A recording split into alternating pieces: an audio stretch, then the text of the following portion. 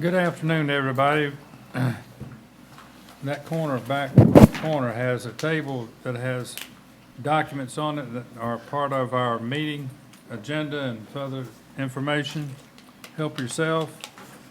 And the first item on the agenda is invocation, and let's take a moment of silence and reflection, please, before we get started.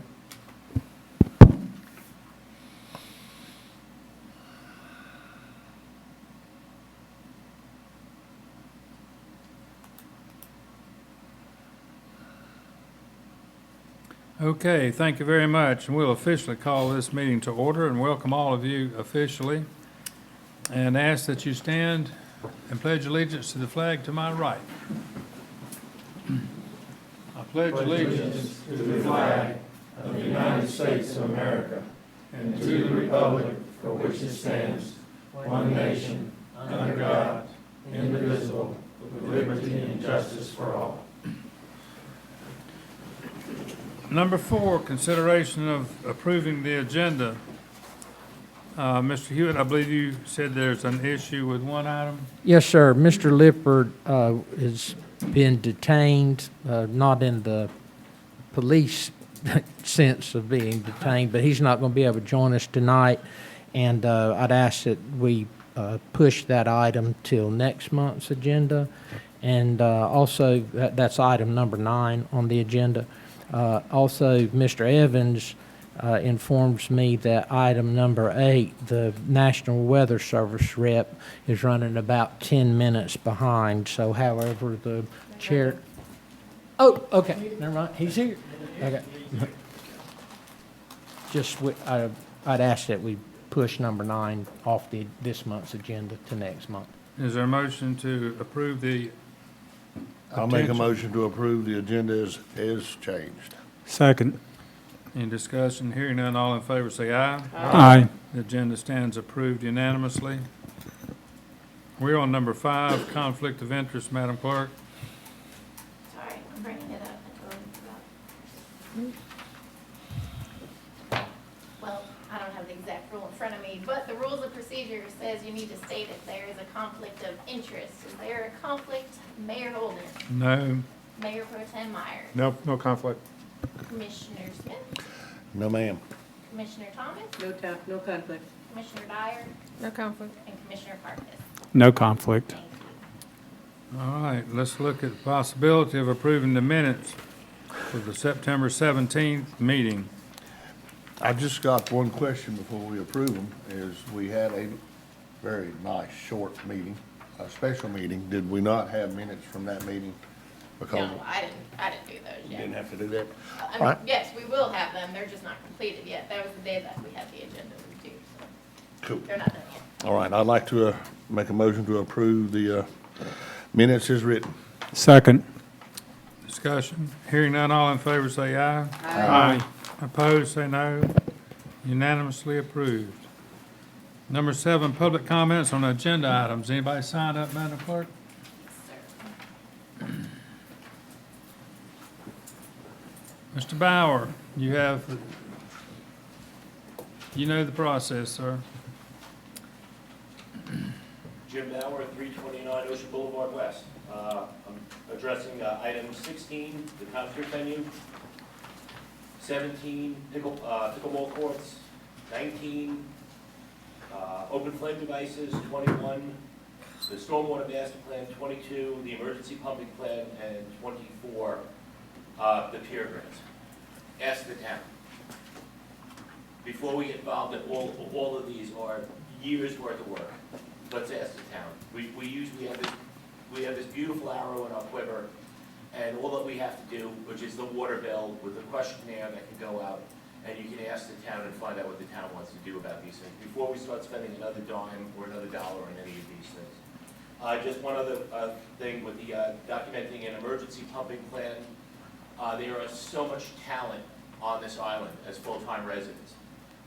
If the pumping plan was told that we couldn't pump certain areas of the town due to floodwaters, it's not going to be addressed by the emergency management pumping plan. I'm probably getting that term wrong, excuse me.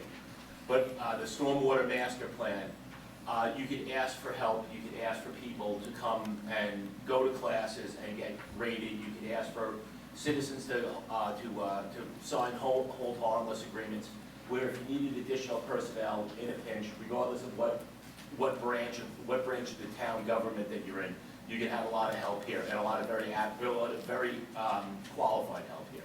Thank you very much. Thank you, sir. Did we miss anybody that thought they'd signed up? All right, moving right along to number 8. Mr. Evans.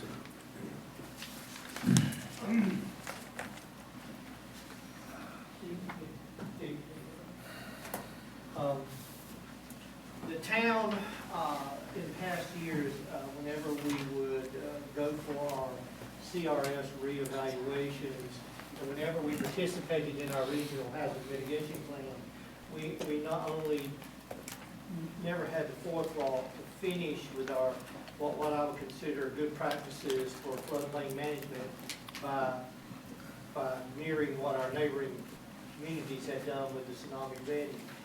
By doing so, we hindered our ability under the CRS program to give points for those activities for our insurance ratings, and at the same time, we made the town possibly a little more susceptible to a hazard that we were not going to be prepared for.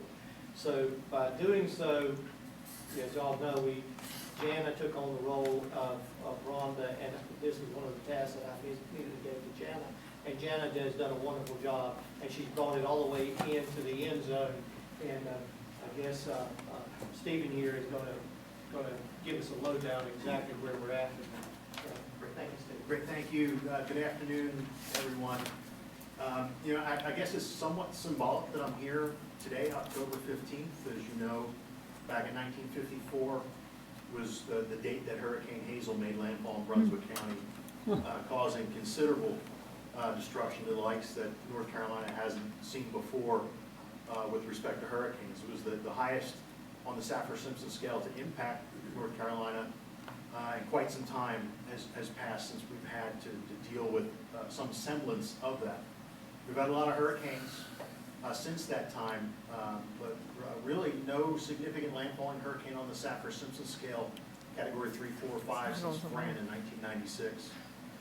So I think it's just so imperative that communities like Holden Beach step up to the plate like you have to become storm ready and also tsunami ready. And it's basically 3 Ps that we're talking about with storm ready, with the guidelines that we have. It's about partnership, it's about planning, and it's about preparedness. And this partnership that we have with the town is going to be very strong heading into future situations that we're undoubtedly going to have to deal with. Like we saw in the western part of the state with Hurricane Helene had done totally transformed the western Carolinas, and then Milton with Florida. The ferocity of these storms is projected to increase 21% over the next few decades. So we need to be prepared as best we can, and I think what makes it even more unique is so many people moving into Brunswick County that haven't had any experience, haven't had the resolve tested like our community members have for years. It's billion-dollar disasters. Most of the presidentially declared disasters are weather-related. We know we have that history, like I mentioned, 70 years ago on October 15, 1954. I hope the next one isn't for another 270 years, but I know the partnerships that we have with the town have increased our ability, the Weather Service, to have more force multipliers out in our communities with respect to weather safety and getting the public ready for when that next storm threatens. So I can't thank you enough. And there is going to be a nice sign that we get, but in the meantime, I do have a certificate for storm ready and tsunami ready to present to the town. And I'm hoping maybe after the meeting, maybe we can all get a picture to formally post this recognition on our National Storm Ready webpage too. So We could do it right now if you don't want to wait. whatever works better. Do it. Yeah. Oh, okay. Yeah. But 28 agenda. We could have the whole board come up if that Yeah, works. that'd be great if someone can get our picture. Absolutely. Sorry, I volunteered you all for you. That's all right. Like you said, it's going to be a long meeting. I thought it was a short agenda. Thank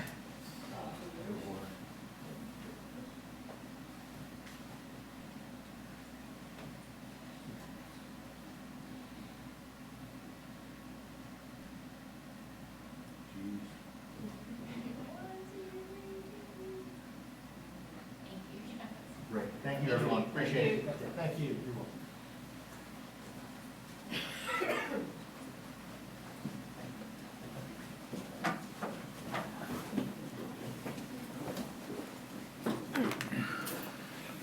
Should we do the pledge?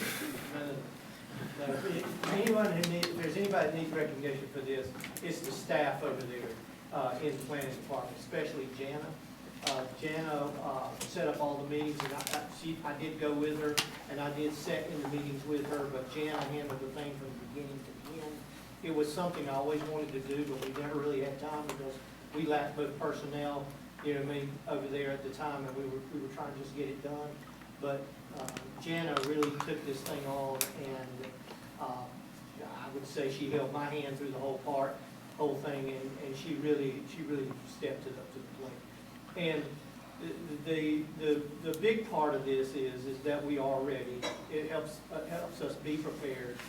And then the secondary part is that in an ever-growing change with the CRS program and the insurance rates and the program that we run here, they maneuver and change a lot. And if you're not prepared or don't have those actions in place, they will ding you and start taking away points. She plugged this hole.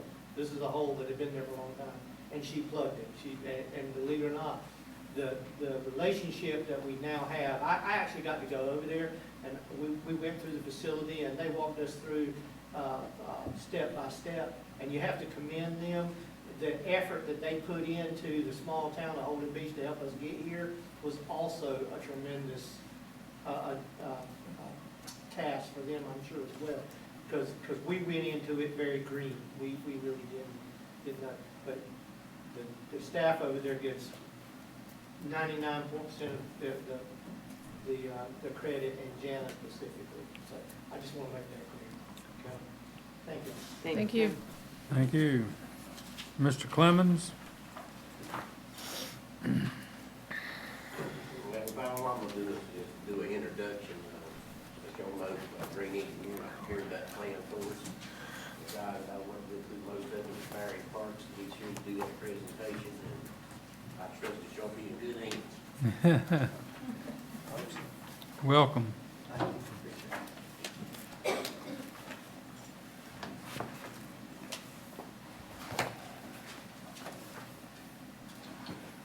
Good evening, Mayor, Commissioners, Manager, and guests. This evening, I present to you the results of an asset inventory and assessment of the town's water supply, distribution, and storage systems performed by Green Engineering, including all water meters, fire hydrants, valves, blow-offs, and elevated storage tank. As part of the survey, sewer valves, valve pits, and vacuum sewer lines were precisely located, as well as stormwater drop inlets for drainage. All assets were given to the town as shape files for their GIS and on a 1 to 100 scale on 35 maps, which I think you can see in front of you. In addition, Green Engineering performed a complete hydraulic analysis of the town's water supply and distribution system, which is included in Appendix 3 of the asset management plan, along with updates for the CIP in Appendix 6 and a completely new operations and maintenance plan in Appendix 7. Thanks to Chris for giving me the information that he already had created. But this is a completely new plan. As part of the project, utility staff were trained using equipment furnished by Green Engineering, a Leica Zeno FLX 100 plus antenna, a Leica Zeno mobile application software with a tablet, and utilizing the database created by Green Engineering from ArcMap.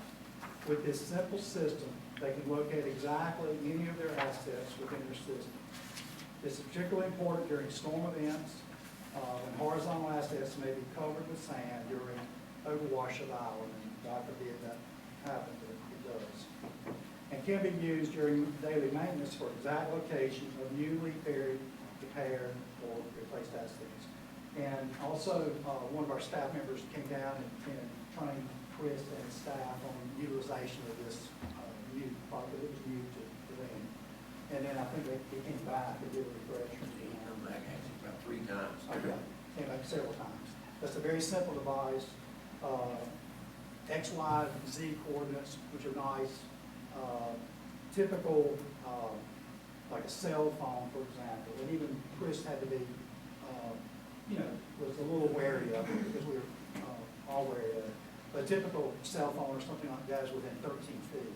This is actually within 1 centimeter, which is about 1/3 of an inch. So that exact location of assets when it's a critical time period or during an emergency is critical.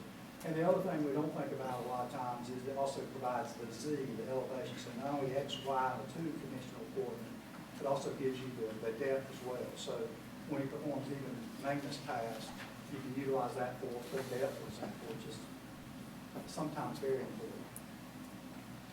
Overall, the water system is in very good condition. That's thanks to Chris and the staff. The existing distribution system is composed of approximately 22.32 miles of water lines ranging in size from 1 inch to 12 inch.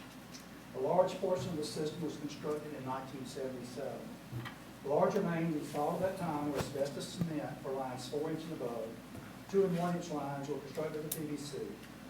There are 3,270 water services. The town has 1 elevated storage tank holding a maximum of 300,000 gallons. And has 2 12-inch major transmission supply lines at Seagull Drive, inland waterway crossing, and at NC 130 near the bridge. Water treatment is provided by Brunswick County.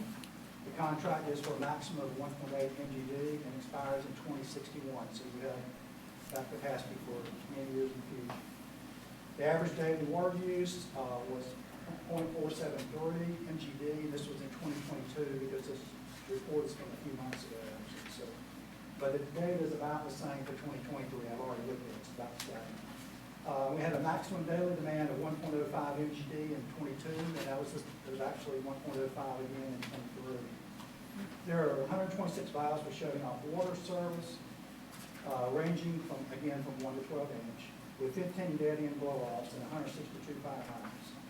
The service lines for the main to the meter base are polyethylene. Staff are well-trained and experienced.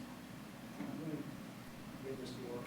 Okay, this is an example of the maps we provide. I'll probably run a little bit past where I went to, but anyway, you can't see a lot of detail. At least I can't see it from here. But anyway, we have everything located on the individual maps. Some of them will have the exact meter location. And again, you also have exact GPS location, survey grade information on each one of them. And then you go in different layers, you'll have not only the water lines, the sewer lines, all the valves, all the meters, everything that's an asset, horizontal asset of the system was geolocated. And this layer, like I said, it's a little tough when you see across the road. This is, for example, it's hydrant zoning. So you've got all the hydrant location in, all the information. They would typically not be there, but you have all that information as well. Staff are well-trained and experienced. Equipment includes crew trucks, mini excavator, backhoe, vacuum truck. They're all in good shape and are available for use. Spare parts are readily available and in stock for use for all size line repairs. And I'm going to say this personally, this is not in my script, but I was very impressed.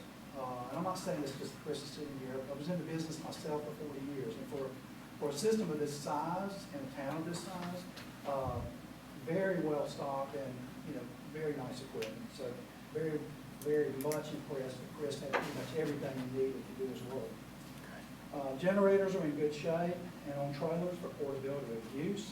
That's obviously important during regular times, but it's particularly important during emergencies. 2 Godwin emergency diesel pumps are available, and they were there and ready to be used at any time. Radio telemetry is in use for tank level and for sewer pump station 3 and 4. This can be expanded, the system can be certainly expanded in the future to include all remote systems, and that might be one thing that we would potentially recommend you consider. Based upon the average daily water man for 2022, approximately 0.473 million gallons a day, the water system has just over a 15-hour supply If the tank was completely full and both transmission lines failed. Now, let me say this for the record. The possibility of both transmission lines failing simultaneously is very, very remote, or, you know, 1 in a million, 1 in a billion maybe. So it's not typically going to happen, but it can happen. Things do happen. There would only be a 6.9-hour supply on a maximum demand day. And obviously, this is very much a vacation spot for a lot of people. So your variation, you know, is quite a bit from summer to winter.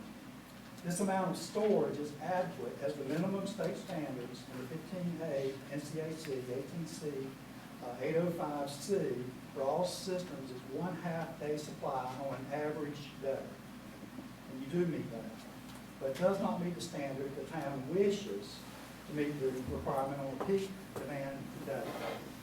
Holden Beach is also unique, as I mentioned earlier, when compared to other communities, as the maximum daily water demand in the summer versus the minimum in the winter is 6 times greater. 1.05 versus 0.1733 MGW, so a little less than 200,000 gallons a day. And the monthly maximum is 4.8 times the monthly minimum. 0.834 versus, again, 0.173. Small towns of this size typically have a ratio less than 2 times greater, the max to minimum, but again, this is a unique area, this is a vacation area. State DWR growth projections for Holden Beach currently show an 8%, in water demand by 2030, a 19% growth in water demand by 2040, and a 30% increase in water demand by 2050.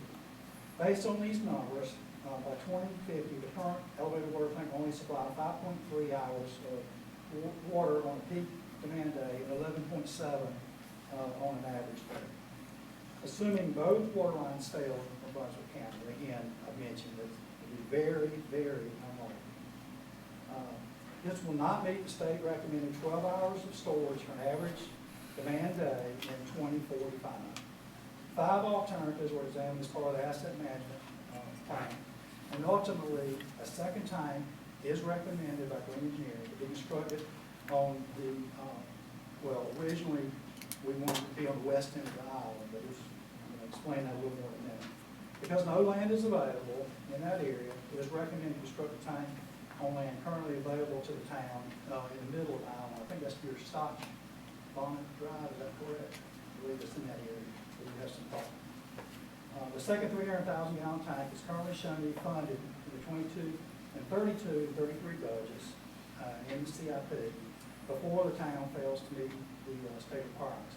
But certainly that can be moved, that can be adjusted forward or backwards in case the growth projections in the community or growth in water exceeds the current projections. And current cost estimates, and we'll hope this will go down. Right now it's very high, things are very high in the water and wastewater business. But the current cost estimates are $2,473,000 for that tank. So at the very least, you have some time to prepare, you have some leeway in the time frame if you choose, so that'll be the board's discretion. A second vulnerability for the town is the main backbone, the 12-inch AC water line that runs down all of Ocean Boulevard. In the event the 12-inch asbestos cement line on Ocean Boulevard West failed anywhere west of Seagull Drive, where your second feed comes in, more than 330 homes, or about 10% of your system, will be without water until the line is repaired. And again, as I mentioned earlier, Chris has everything that he needs to do repairs. I'm not saying that you wouldn't be able to repair it, but if you had a major failure, it was not quickly repaired or able to be quickly repaired, that you would not have water in that end of the island. The AC pipeline, which is already more than 40 years old, is more likely to fail due to age and due to the fragile nature of AC pipe.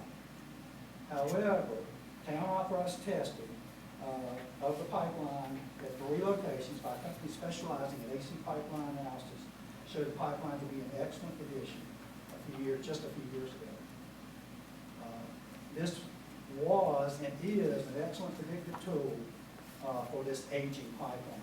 And not all pipelines fail at the same time. These are generalized numbers. It depends on how they were installed, what the bedding material was when they were installed. Depends on things that are going on around the pipe itself. And it depends on how much it's disrupted or maybe dug up and things of that nature. So this is just a predictive tool, it's not an absolute. And the town has been commended, and Chris has been commended for doing things like that. Again, very few communities of this size do things like predictive modeling. They're sending off their pipeline for testing. I was shocked when I found out Chris had done that. Because very few. Like I said, I've been in the wastewater business for 40 years, so very few do that. So he's been commended for that. And that is a critical part of your infrastructure, that main backbone that runs down the spine of the island. You are a long, narrow island, which all of you already know. Marine engineering also performed a brief review, I do run the word brief, review of the vacuum sewer system, since vacuum sewer lines, valves, and valve pits were surveyed as part of the overall system. Marine is also currently designing an upgrade to your vacuum pump station number 2. That project should start very soon. Similar to previous upgrades at stations 3 and 4, replace critical pumps above the floodplain. The updated CIP also includes wastewater upgrades. There are a total of 21.06 miles of vacuum sewer collection, ranging from 4 to 10 inches in diameter. 5.25 miles of 8-inch and 10-inch PVC and HDPE force mains. So you have 10 and 12 going across the island. You have 8 and 10 on the island that transfer to your 2 pumping stations that transfer it off the island. They're 8 and 10. The entire collection system and vacuum pump systems were put into service around 2005. The contract for treatment with Brunswick County is for 1 MGD, 1 million gallons per day. And the average discharge in 2022 was 0.2752 MGD. And that's actually another good sign for your system, because most water and wastewater systems have almost as high numbers, or even in some cases higher during when you have a lot of I&I. You have a vacuum system, Chris has maintained it very well. Therefore, you don't have a lot of leaks into your system, or very few leaks. So your discharges are much lower. And that makes a huge difference when you pay someone else to treat your wastewater. It saves a ton of money. The collection system permit, WQCS 00340, is currently for 2 million gallons a day. So your collection system can do 2, and your treatment contract is for 1 MGD. There are 2,984 connections to the system and 1,492 valve pits, because each one serves 2 houses, so exactly half the number. Critical components include the vacuum tanks at each station, which are all carbon steel. And that is a critical component. I think you already know this, Chris knows this. It's a critical component of your vacuum system. So those carbon steel tanks fail. But again, they have been also checked, and we're in very good shape. The vacuum pumps and force main pumps at 2 transfer stations and their associated electrical components, those are all critical components. They all seem to be in good condition at the time of inspection, but constant review of the condition of carbon tanks should be made on a regular basis to inspect the deterioration. Also, vacuum systems typically require more maintenance, attention to even small vacuum leaks in the system. So small vacuum leaks can cause issues. So Chris has to stay on top of it at all times. Okay, I skipped over everything I was going to show you on the screen. We performed hydraulic analysis. I want to talk about that for just a second. I think that's what that is. I'm not mistaken. Did I go off here? There we go. Okay. As far as the hydraulic analysis, I said you were in excellent shape. Again, this system pressures were high during all demand periods, even during very high demand periods. Your fire flows and checks for that. And I think that's not only due to good maintenance, a lot of feeds, 2 12-inch lines, but it's also due to you being very close at all times to that main 12-inch backbone of your system. So that 12-inch line provides a lot of water. So your pressures are excellent under every flow condition, every system that Tom Demas in our office does all the modeling for our office. And we were shocked at the numbers. And I think your fire department would be very familiar with that, because they see the fire flows. Fire flows are excellent. Pressures are excellent under all conditions. I'm sorry if I didn't mention that previously. Here's the activity. Okay. Way past all that. Our last recommendation is to prepare for leadership succession planning in the Public Works Department. A succession plan is a systemic approach to building replacement workers to ensure continuity, identifying potential successors in critical work processes. And that's not only for the Public Works, but for everybody in the building that's on staff. It's always best to build people internally, and I know you all know that already, by giving them opportunities for advancement. But do not assume that you always have the right person readily available to move up on your staff. So cross-training, things of that nature are very important in every position within the town. And it's important during emergencies when maybe someone may not be available. They're not always easy, qualified staff are also not easy to recruit, not as easy as they were when I originally got into the business and find. And a good plan will hopefully prepare you for those. And with that, I'm done. I'll take any questions that you have. I apologize, I didn't follow.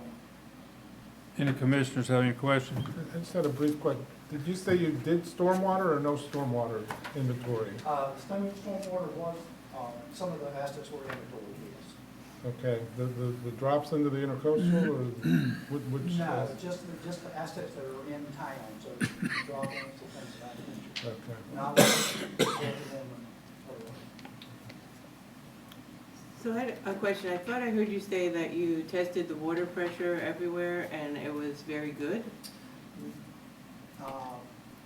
We performed a hydraulic analysis on your system, and based on modeling numbers, we did not test pressures at every location. And of course, you know, individual homes or whatever they, when I'm talking about things of that nature, we're talking about fire flows, Right. your hydrant review, all your fire flow Yeah. data, all that was reviewed, it was provided to us, and also it was put into our modeling. And there doesn't seem to be any issues with that, because the reason I ask is that there has been some concerns about the pressure on the west end of the island in case of a fire, and you didn't find that in your, Did not find that on your fire analysis, by your pressure analysis. okay, Yes. You have good pressure within your system, and you would have good pressure during any event, even during the middle of the summer when you have high demand. You Great. would have good pressure at that period of time. So that was all modeled from maximum to minimum demand. good. And the only other comment slash question is on page 9 of your big report. I mean, it seems like that really what you're saying is we don't need a new water tower until 2046 based on the assumptions that you have of the growth and whatnot. And that's when you'll have to have them to meet requirements, state requirements. Right.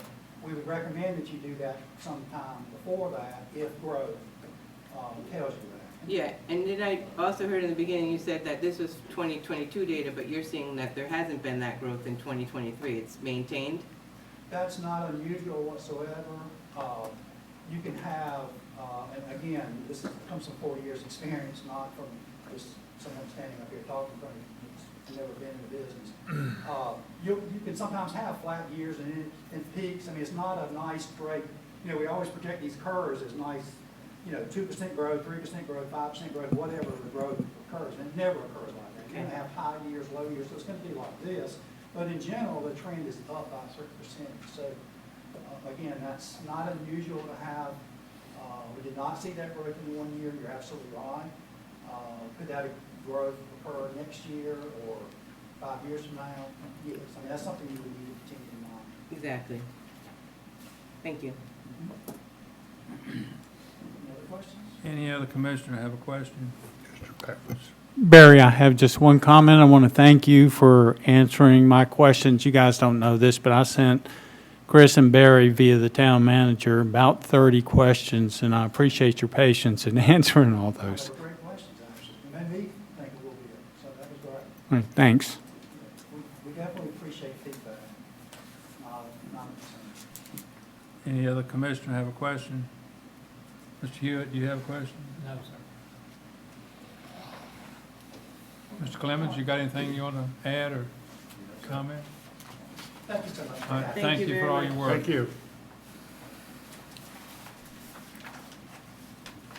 We're on number 11, Police Chief Dixon or spokesperson for him. Oh, there he is over there. I'm used to seeing you over here. They wouldn't let me sit on that side.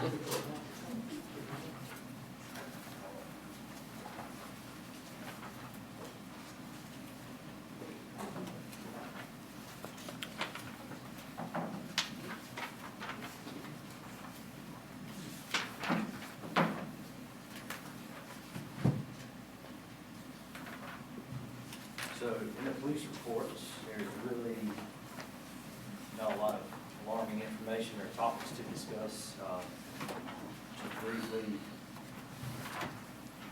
563 calls for service last month, which is kind of on par for this time of year. We're finally starting to see our call volume take off a little bit. Crowds are dwindling down. We had 7 incident reports that we took.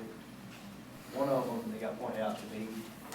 If you notice 796, may draw some attention because it's one of the town's properties. What happened there was a couple of the camera signs across the street there, the 800 block, got taken. So those camera signs have already been replaced and good there. So it wasn't anything specifically at the property there at 796. It was across the road there. Also took the report used as the closest address being the town's property. So, couple ordinance violations with 1 low-speed vehicle and 1 state citation. That was not a low-speed vehicle. And if there's any questions on that, I'll be glad to try to answer them. If not, I've got a couple of public service announcements out there. I have a, oh, go ahead. I just have, on page 35, I see you had some shots fired. You don't see that very often. Can you elaborate on that one? 2 of them. So I don't know about that one specifically, but believe it or not, based on some complaints I've had, that's actually going to be one of my public service announcements. I'm going to discuss hunting season, which has come in. That's going to be my guess for that shots fired call. Somebody heard something and just. We're starting to get those complaints. Got it. So to answer your question, that's probably what that's going to be, and I will go into that a little bit. So, Okay, thank you. and then Commissioner Myers, I think you had a Well, that was question. actually mine, but since I got the floor, I've received a couple complaints about speeding on the west end. I know it's chronic, but I told them I would let you know that they think they're excessively speeding in some areas down there. Okay, all right. So, and thank you for that. So, a little bit more about it. This isn't in the police report. This is just kind of a brief update to let you know where we're at on our staffing levels. And they have not improved, but just kind of give you an update. We're through the first quarter, July, August, September, we're into October, so we're kind of through the first quarter of our fiscal year. We've had 4 applications in 3 months. One of those applicants was not BLET certified. Just, someone that applied for the job, we appreciate the interest, but doesn't have the training experience or anything else. One applicant had actually graduated BLET, met the minimum standards. Based on our background investigation, we decided not to give them a job offer. It's part of it, not everyone's gonna make the cut. We have one applicant that we're working on now who is an out-of-state transfer. He's certified law enforcement officer in another state. So they're looking at relocating to North Carolina. That comes with all sorts of challenges, moving and everything else. So there's no sure thing there, but it is something we're working on. And then we have one more applicant who's currently in BLET. And if that applicant graduates successfully and then also successfully passes the background, then they could as well be considered for employment. So we're still working on it, doing everything we can to get there. But 4 applications in 3 months is, it's a fact of what we're working with. On top of that, I've had 6 people submit resumes or write us a letter of interest. And it's crazy to me that I get more resumes and letters of interest than I get somebody that actually, and we'll send them all the information back. Appreciate your interest. This is how you apply for the job. You need to fill out an actual town application. These are the state forms, and we don't seem to get those back. So those 6 are on top of the 4. So that's the numbers we're working with. If you've got questions on those, I'll be glad to try to answer them. But that's really a lot of details there. So that's both the open police position and the detective position? Yes, sir. That's for everything. Okay.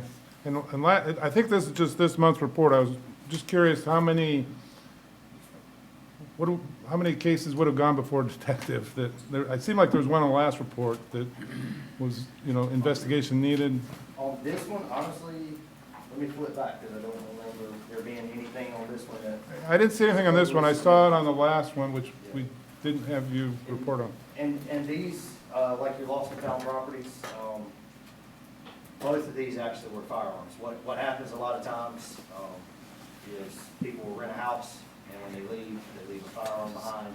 They get 3 hours up the road, they call us and say, hey, we left a gun in the house, locked in a drawer, or the cleaners get there and find it. You've got a littering under 15 pounds, someone left some trash down on the east end of the beach.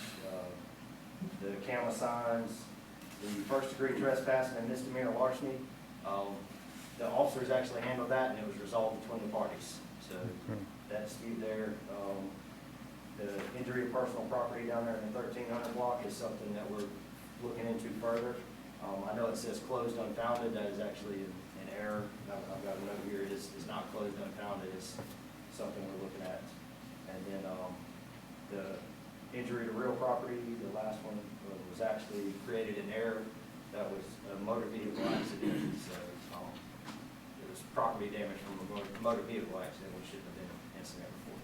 So in this month, it really, in all honesty, was nothing of significance. I don't want to say significance because to everyone here, this is significant, and so I don't mean it that way. But it's nothing of, I don't know the word I'm looking for.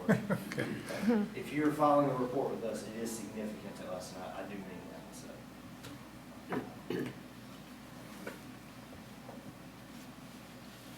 Mr. Mayor. Yes, sir, Mr. Smith. Thank you, sir. Yes.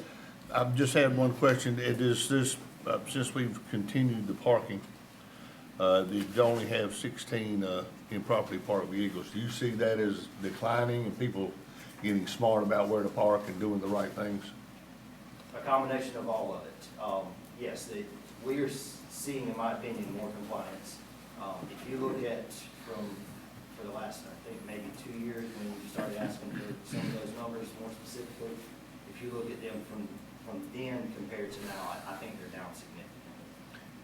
And plus, just with the volume of people that are here, we just don't have the volume here now, which is why you see the lower numbers that we do in July and August. So it's a natural bell curve that tapers off this time of year. Well, it seems to be people are getting smarter about, following the rules and doing the right thing. Correct. Yeah, you guys are doing a great job, Jeremy. Thank you. Any other commissioner have a comment or question? Well, I'm gonna stab into some of the shots fired calls and just a couple of things, and I promise I will not stay up here long. The town has an ordinance, 130.02, this is for everybody, but it says that it should be unlawful for any person or group of persons to do any hunting of wildlife with or without dogs within the town limits. Very plain and simple. But everybody on the west end knows how this happens. People come in with boats, they hunt on the backside of those islands with boats. Sometimes they drop dogs off, sometimes they do man drives, but we do get a lot of calls and complaints about it. So if you hear shots fired in those areas, call us and let us know. We've already talked to wildlife about it. It's an ongoing conversation that we have with them every year. For them and for us, it's two completely different things. For us, it's a town ordinance. For them, as long as they're doing everything within the letter of the law following hunting season, they're wearing their orange and have the right equipment and all their rules and regulations, they're looking at something completely different. But with us having very limited to no access to get to people hunting in these very remote areas, if you call us, we'll try to contact them and have them go out there if they're in the area and available. And they're also going to be monitoring it. So that's kind of where we're at with hunting season. It started October 12th and it runs through January 1st for deer season. Duck season's much more complicated. I won't get into all that. It's got short seasons and then a long season, but it runs through January 31st. So from now until the end of January, we really have this opportunity for a lot of hunting down on that end. And then the other thing that we've noticed is trying to figure out how to tie these in together. one, daylight savings time is gonna start November 3rd, and you're like, where is this going? Starting to get darker early already. With your bicyclist, pedal cycle stuff on the sidewalk, or excuse me, in the bike lanes, just please be mindful and be careful. And if you're riding a bicycle at night, it is required to have a headlight visible from 300 feet and a rear light red visible from 300 feet. If you're under 16, you've got a helmet on. So please just keep some of these bicycle safety rules in mind. And something else that was brought to my attention, I want to make sure I read this right, because I actually did not know this. So I got just as educated on this as hopefully everyone else will. But North Carolina General Statute 20-174, one of the state laws, and it says, where sidewalks are provided, it shall be unlawful for any pedestrian to walk along or upon an adjacent roadway. So we're seeing a lot of runners and walkers in the bike lanes, and it is apparently against the law to do that. If there is a sidewalk provided, the state law says where they are provided, it shall be unlawful for pedestrians to walk along or upon adjacent to the roadway. So just throwing that out there. Not saying we're going to start hauling you off to jail, but just throwing it out there. But that's my biggest thing is kind of the nighttime with it getting dark earlier.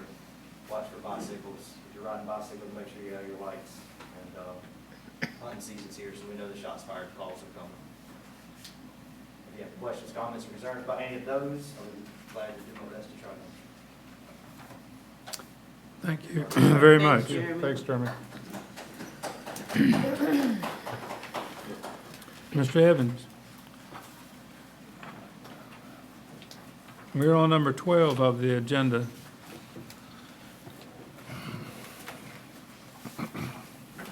Good afternoon. We skipped last month. This month is,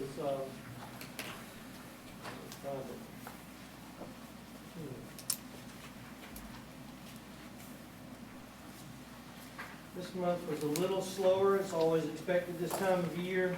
I went back and looked, and it seems like every time we have an election year, we have some really slow months right before that. People are very uncertain about making big investments when it comes to development.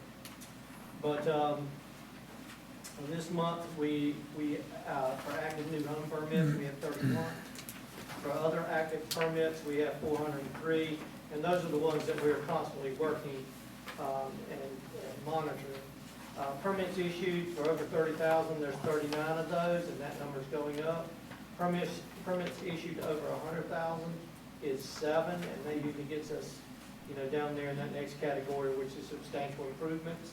We're not seeing people invest more than 50% of their money in improvements at this time. Permits issued waiting for pickup, we've got 22, and there's quite a few new residential dwellings in there.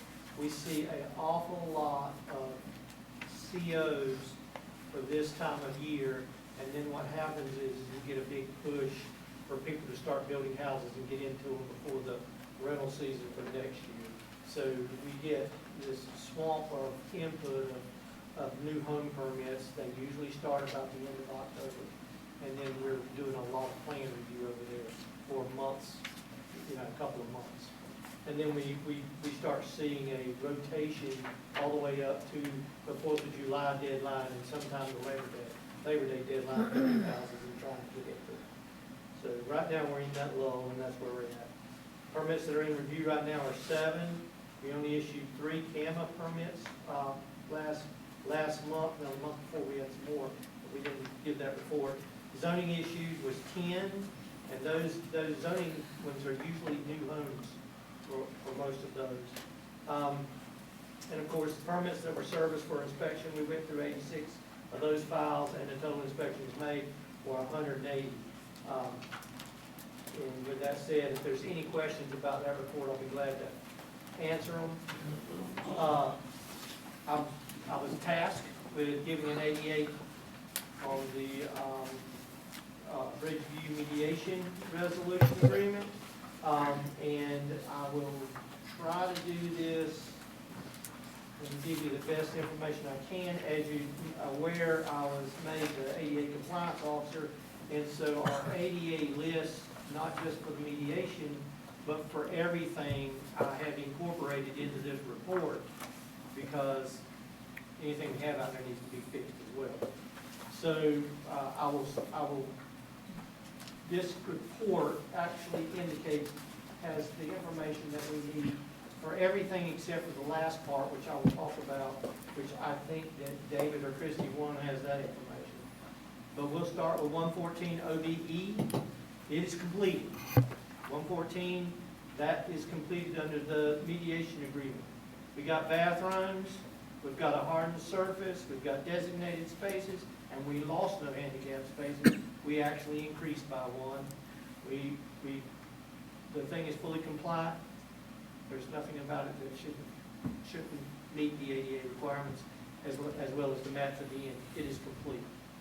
That's one of the tasks. It was completed around 8/20 of this year. East End Avenue E. East End Avenue E, the bids were let out. The bids have been awarded. We have a February deadline for that project to be completed. I have a tentative date that's 13 days beyond that. That was staff's date that was our goal. So if we get it by February 1st, we'll be 12 days under our original goal based on the timeline for construction that we developed in the beginning. So that's on schedule and task. Is the contractor is supposed to be starting now. Okay. The next one would be, let's see, I'll make sure I don't get lost here. 801.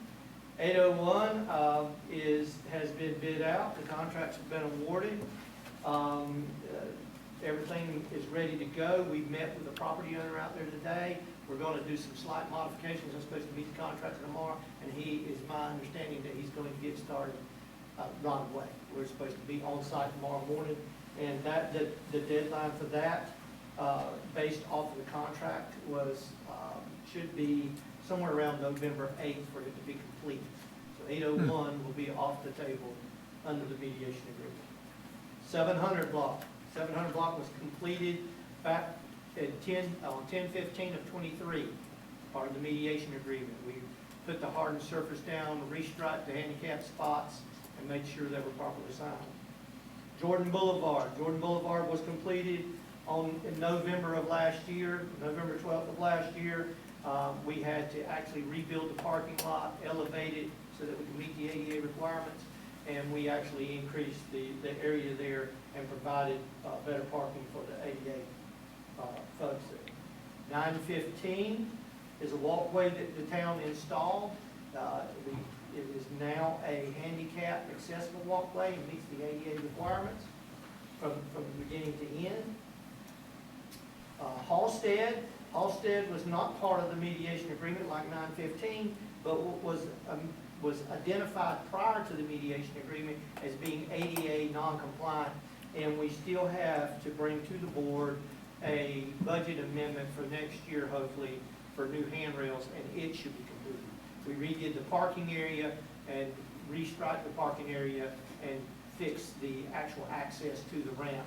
So we just have that one small item to complete at Halsted. But it's not part of the mediation agreement. That is one of those other tasks that the town took upon itself to go ahead and correct. 441 ODW is part of the mediation agreement. It is complete. It was redone.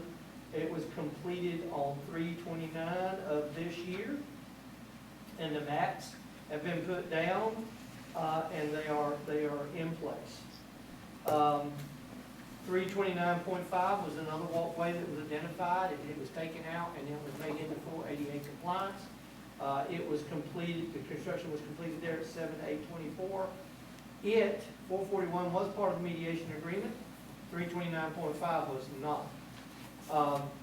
So that is where we stand with the agreement. The only outstanding thing that we have is that I believe that we may have gotten did we get a package back for qualifications for the ADA assessment? I believe we got that back today. So I saw the package up there, but I didn't know if it'd been open. So yeah, that is the where we stand with the mediation. and we're in good standing. We should be complete with all of the physical parts of this agreement within the tentative deadline. We didn't have a set deadline, but we should be done within the tentative deadline. Which is March, right? It is March. So But it was you'll, just a tentative deadline, we just had to be, well, I think we're gonna beat the deadline. yeah. Yes. There's been a lot of work done, and once again, you have to give credit to the staff over there. There's been a lot of work, there's been a lot of thought and effort. We've had to deal with engineers, architects, and contractors. We've spent a lot of time trying to achieve the goals that were placed before us in this mediation agreement. And I think we're gonna be good.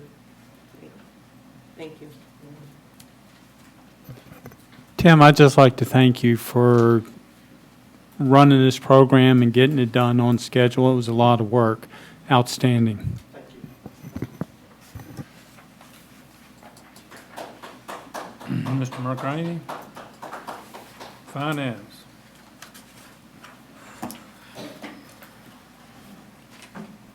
So after working with the audit, some members of the audit committee, we came up with a revised finance report. And the first page kind of highlights some key revenues to keep watch on throughout the year. Ad valorem tax, obviously don't show much now, tax bills haven't went out, it's delinquent collections. Parking revenue's up, that'll be a good one to watch since it's first year of year-round parking. Occupancy tax is also marginally up. And then the following pages are kind of a revised version of the old report, but it's year-to-date. And overall, all the revenues and expenses are pretty comparable to the last year, so nothing's really jumping off the page at me as a concern. Any questions from the commissioners? Yes, Yeah, sir. the water sewer, the expenses are exceeding revenues. Is that the issue we talked about with the capital charge difference? That's why Yeah, we're because- showing a loss? Because that'll be billed Okay, with taxes, so. okay. We'll catch up to expenses then. Any more questions from Mr. Hewitt or anybody? Thank you, sir. Town Manager, Mr. Hewitt, Thanks, Daniel. number 14 on the agenda. So Terra Hawk has been attempting to get all their paperwork in order so that the contract with them can be executed. They had not finished their end of the bargain by the end of the week, but after talking with Barry and Leo earlier, that should be taking place this week. Once we have that, we'll go ahead and execute for the town. The important thing to know is that we've got both approvals from the EPA and also North Carolina Division of Water Quality. So we're just waiting on the other side to bring us the paperwork back. 796 Ocean Boulevard West is set to close day after tomorrow.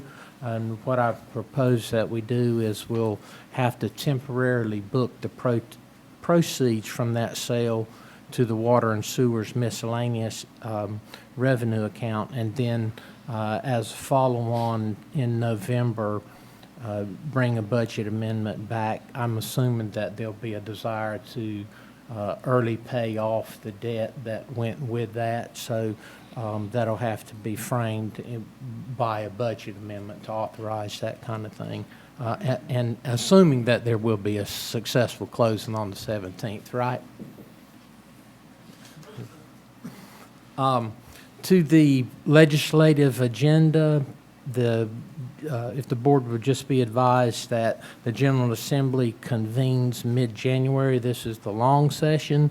Normally, crossover happens in early April, May timeframe. That would be the timeframe, the latest that a legislator can advance some legislation. That's the only ones that are going forward for real consideration, they're weeded out by that time frame. So if there's anything that the board wishes to ask, we probably need to start formulating those sooner rather than later in order to get those kind of considerations to our legislators, our state Is legislators. that where the stormwater stuff that we had talked about before would be, or is that different?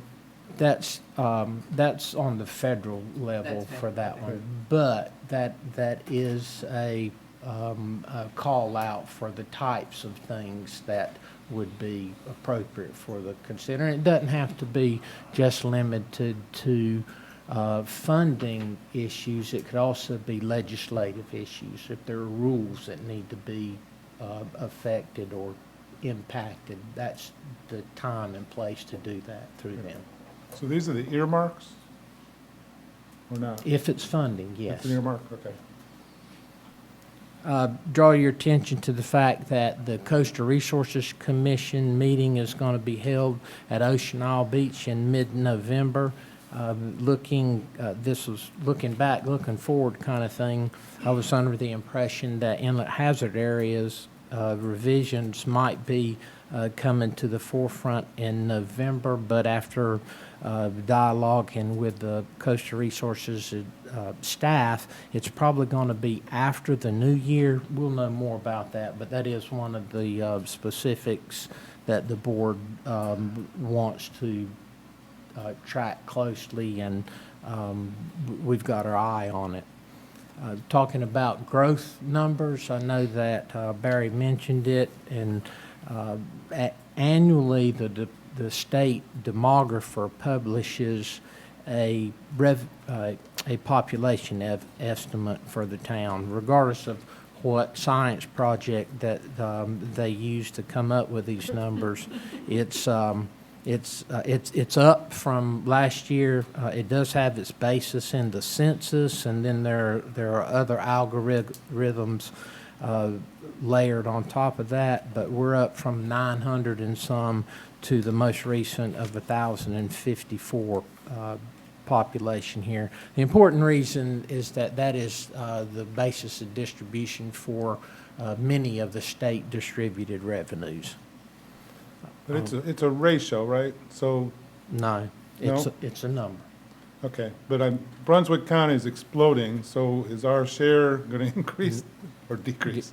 Your population is based, your population estimate is based on the census from 2020, and then there is an algorithmic application that's made on that to account for numbers of homes built, and it's pretty much based on numbers of homes built here. It doesn't account for how many people live on the other side of the bridge.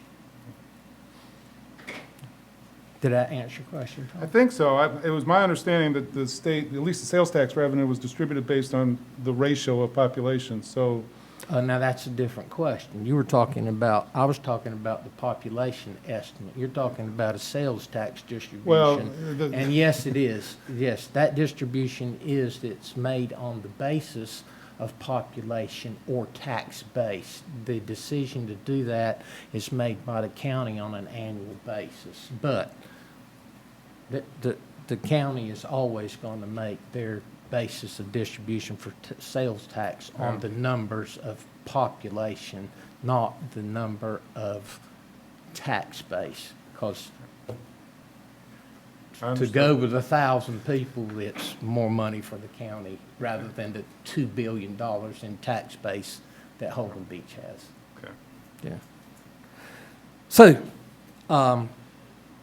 current events on Ocean Boulevard, the bike lanes there, DOT was about $75,000 over budget on that, and our share of that overage, which is 42%, is calculated at right at $31,000. We're working with GSATs, the Grand Strand Area Transportation Group, to identify potential substitute funding for that. I don't know if we're going to be successful with that, but suffice it to say that there is an apparent bill due for the town to the tune of $31,000.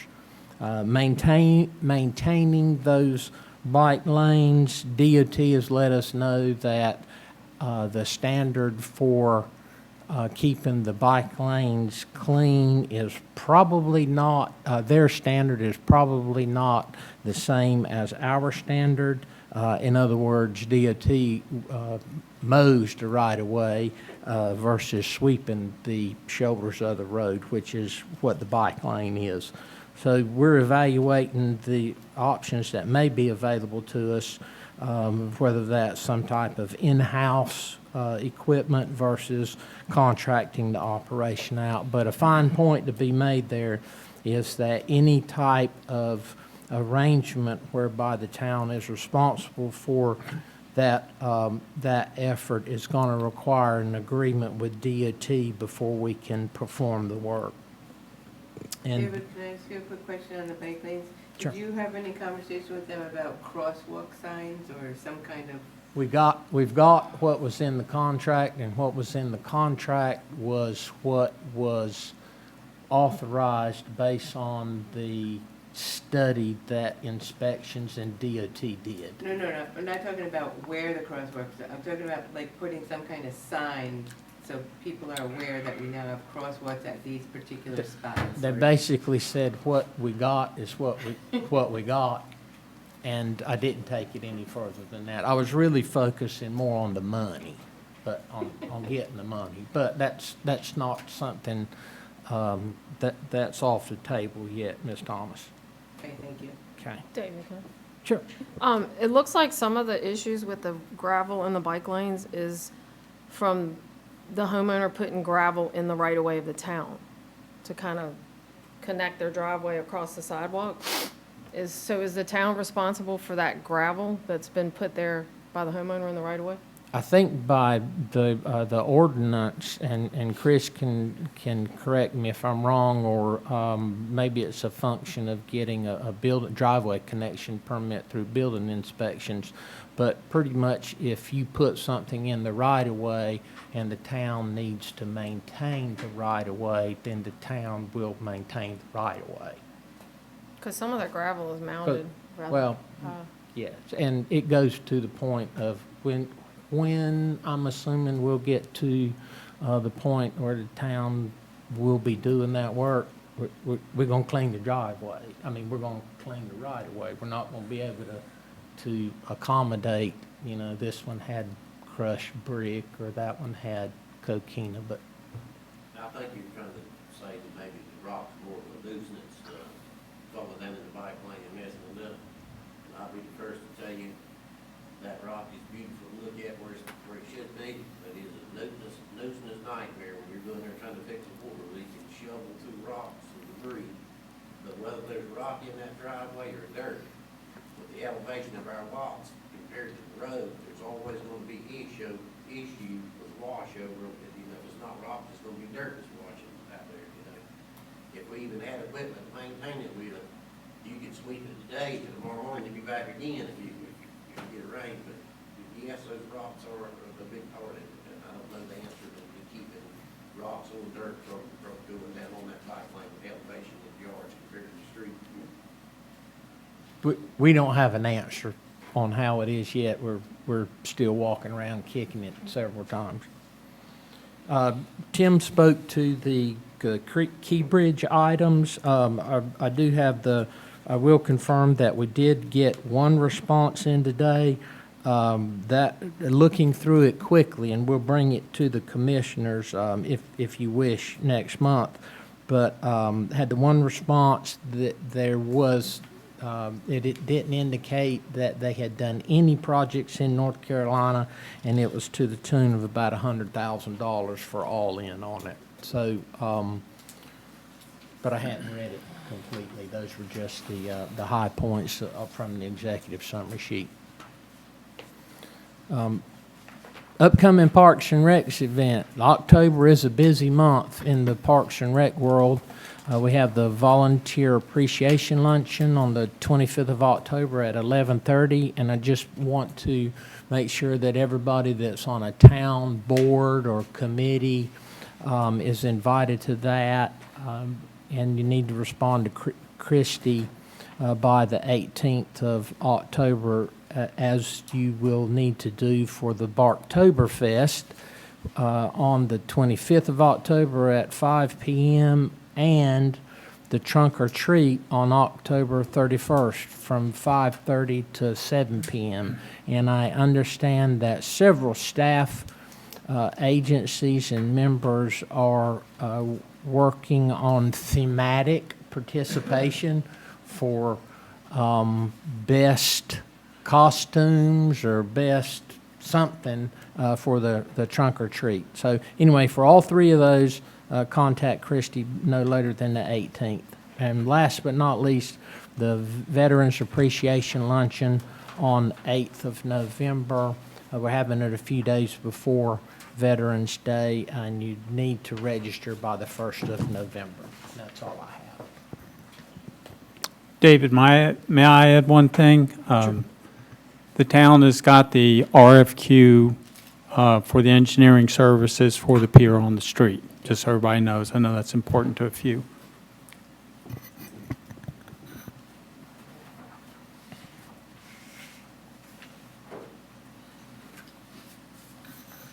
Thanks, David. That's all I got. Any commissioners have any more questions or comments? All right, Mr. Myers, number 15. Yes, the audit committee met last Friday. We had received a draft of the material, the content, the spreadsheets, the management report that was going to be in the audit. So we reviewed that and talked about a lot of items.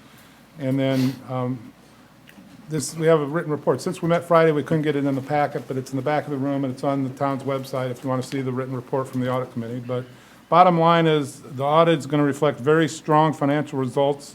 Total net position increase is going to be over $4.5 million.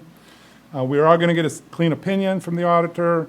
There are not going to be any internal control deficiencies identified, and there are no issues with the Water Resources Development Grant Program, the way that was accounted for. Then the audit is on track for meeting the October 31st filing deadline with the LGC. So the only issue is similar to last year. We talked about it a little bit just now. The way the Water and Sewer Fund works with the capital charges, the LGC.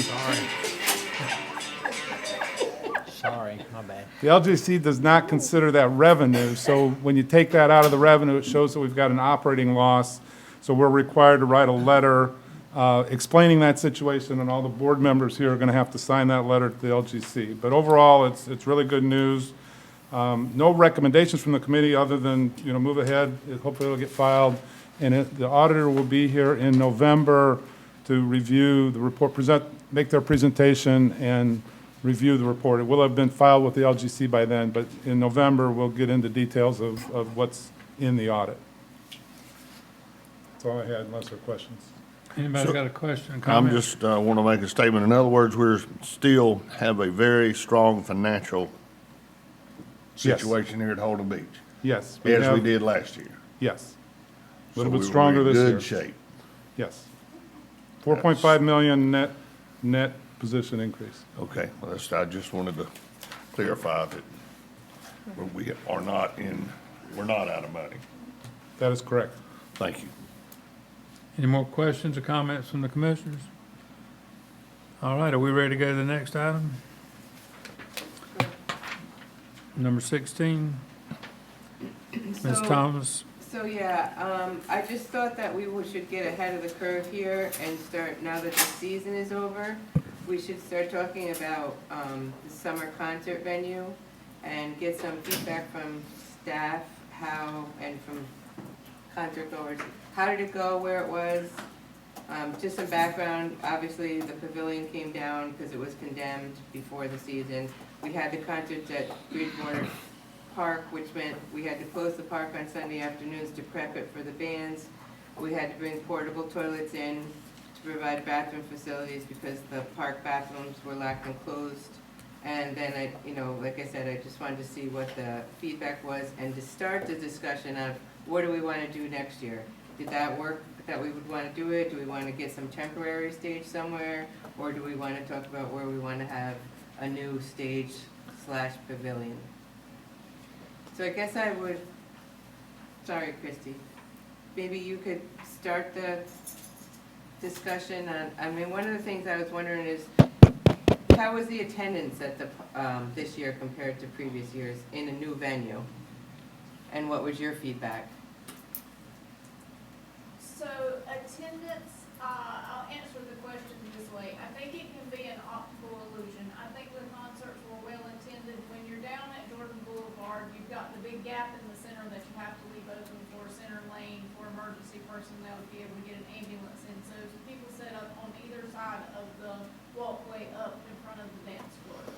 Here, people filled in the space in the bowl around all the grassy area and behind the band because some people wanted to watch the people dancing.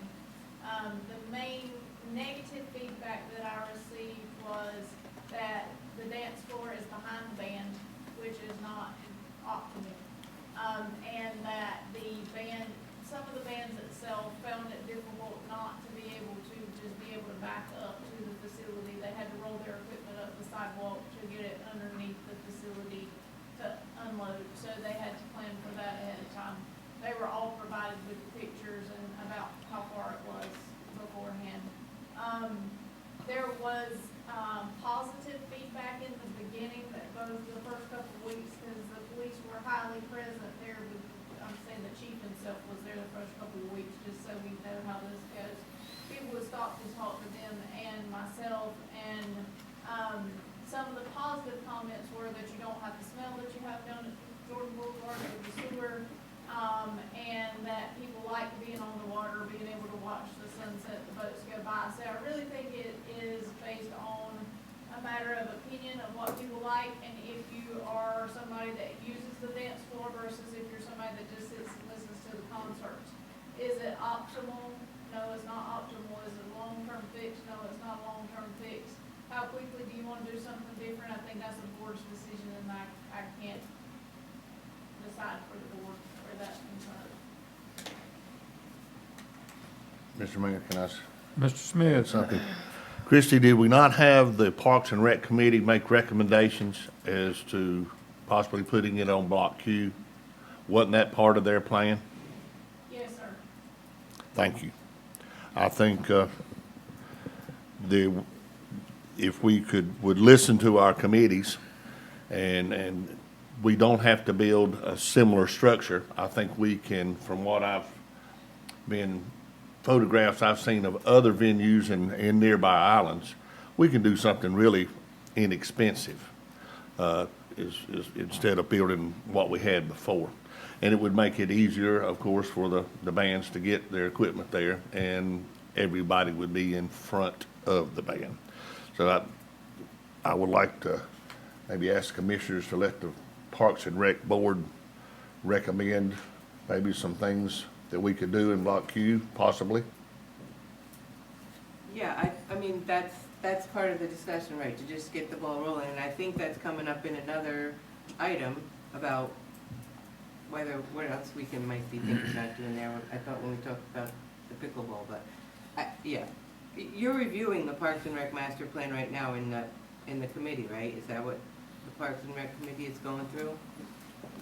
The Parks and Rec Committee is looking at what's been accomplished in the plan as outlined that was recommended by the consultant. So there's probably not gonna be a new plan recommended for you guys in a budget until 2026. So we wouldn't be, all of this stuff would be new.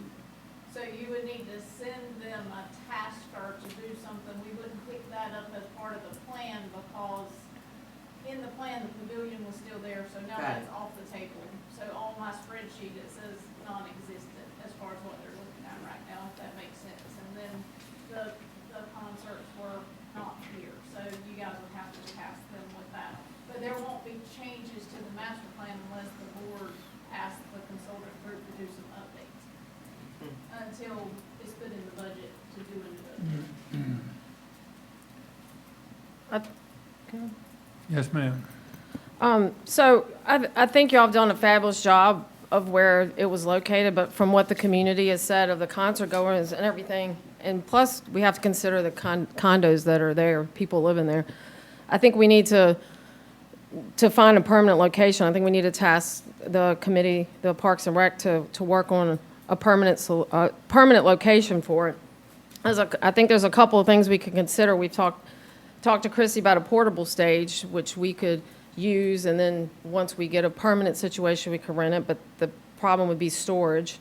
There's different types of stages we could use, wooden stages versus sail-type stages, but I think we need to take into consideration, the community seems to have mentioned they want it back in the same place, but we also purchased Block Q for something like this, so I think those two different locations. We also need to take into consideration ADA compliance. Do we want an elevated stage? We're going to have to put ramps, or I think the facility we were using worked great. Could we just build something that looks just like that? It would match, it would be uniform, and stick it over there. We could use it for rental, things like we do here, picnics, parties, things like that. As far as non-pervious, you could build a wooden a structure on the bottom, not raise it, so we didn't, there's a lot of different things we can consider. And I think that we need to go ahead and move forward with that and try to get that, at least, if not for the next season, definitely the next one, because this is a very popular series. There's people that rent houses based on the bands. It's a large community event, and I think with the changes that we've made in certain areas, we've had to slow down on the pier. We've brought in year-round parking, and we need to provide this for the community. I think this is very important. Anybody else? Mr. Barfus? Yes, sir. As we talk about this also touches on the next topic, locations for pickleball courts. I would encourage us to look at Block Q, Jordan Boulevard, the Pavilion site, perhaps under the bridge, in a more collective, as a collective, as a whole project. And of course, not unlike Ocean Isle, that could be phased to go in, but I think we have a combined, really nice piece of real estate there we can do some outstanding things with. But I think we need a pro to come in and we just say, we'd like to have these things without being too specific and let them do their thing. I personally like what they have over at Ocean Isle. Yes, sir. We would not have the same thing because we don't need another playground necessarily. But I think we put ourselves at risk if we start doing a parcel here and a parcel there, and all of a sudden we've constrained ourselves with what we can do. Anybody else?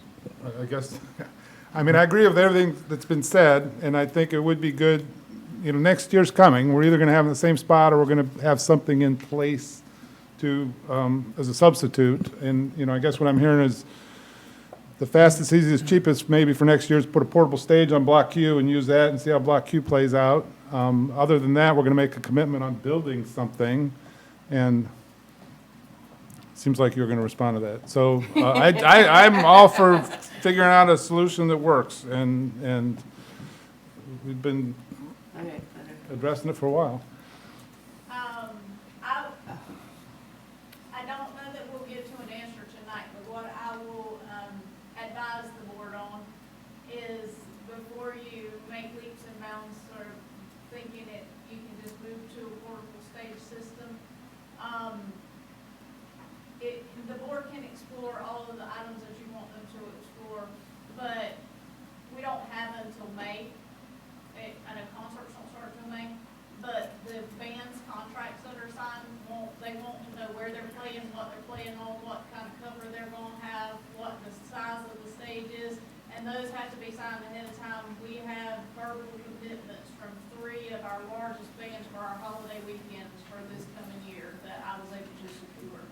So I just, that those things are at play, and I just will warn you guys to be careful about moving forward with that out loud till we've evaluated and everything that has to go along with it. Like, if it is placed at Block Q and the bathrooms aren't complete at how close to the bathrooms can they be for us to have bathroom facilities there, or are we bringing in porta johns again, and how's ADA compliance working with that? So I know it's all been mentioned a little bit, but the building inspections department will have to weigh in on a large part of this as well, as far as keeping us in compliance, and we'll also want to make sure that we're meeting our band's needs. I disagree with tying this in with the pickleball courts. I think that's a whole separate situation, and that's going to take a lot more time. They're surveying and need to figure out a location. I think as far as a concert venue, this is something that we can separate from that, and that needs to be moved forward on whether we send it to the parks. I don't know, do we send it to the Parks and Recs Board as a task or a task to staff? If y'all want the Parks and Rec Board to look at it, then you would vote to send it to them as a tasker, but they're gonna probably have, what I want to communicate is they're gonna probably have to come back with you with an answer pretty quick, in order to meet the needs of giving good information to fans for this coming year. We don't have months to look Right. for it, we got a little bit of time to look for it. So I think this needs to be by itself and move forward with it. Mr. Parfus, did you have something? No, sir. Christie, can I ask you a question about, do the bands prefer to be flat or elevated? Or they don't care? I'm just curious. It says it has to be a flat surface, but if it's elevated, then they can just back their truck up and not have to do like ramp situations. Because they can just go level, like the height that the pavilion was up here, many of their box cut trucks could just back up and they could put a ramp out and be level with it. Okay. Yes. Christie, do we have a minimum square footage we need to have?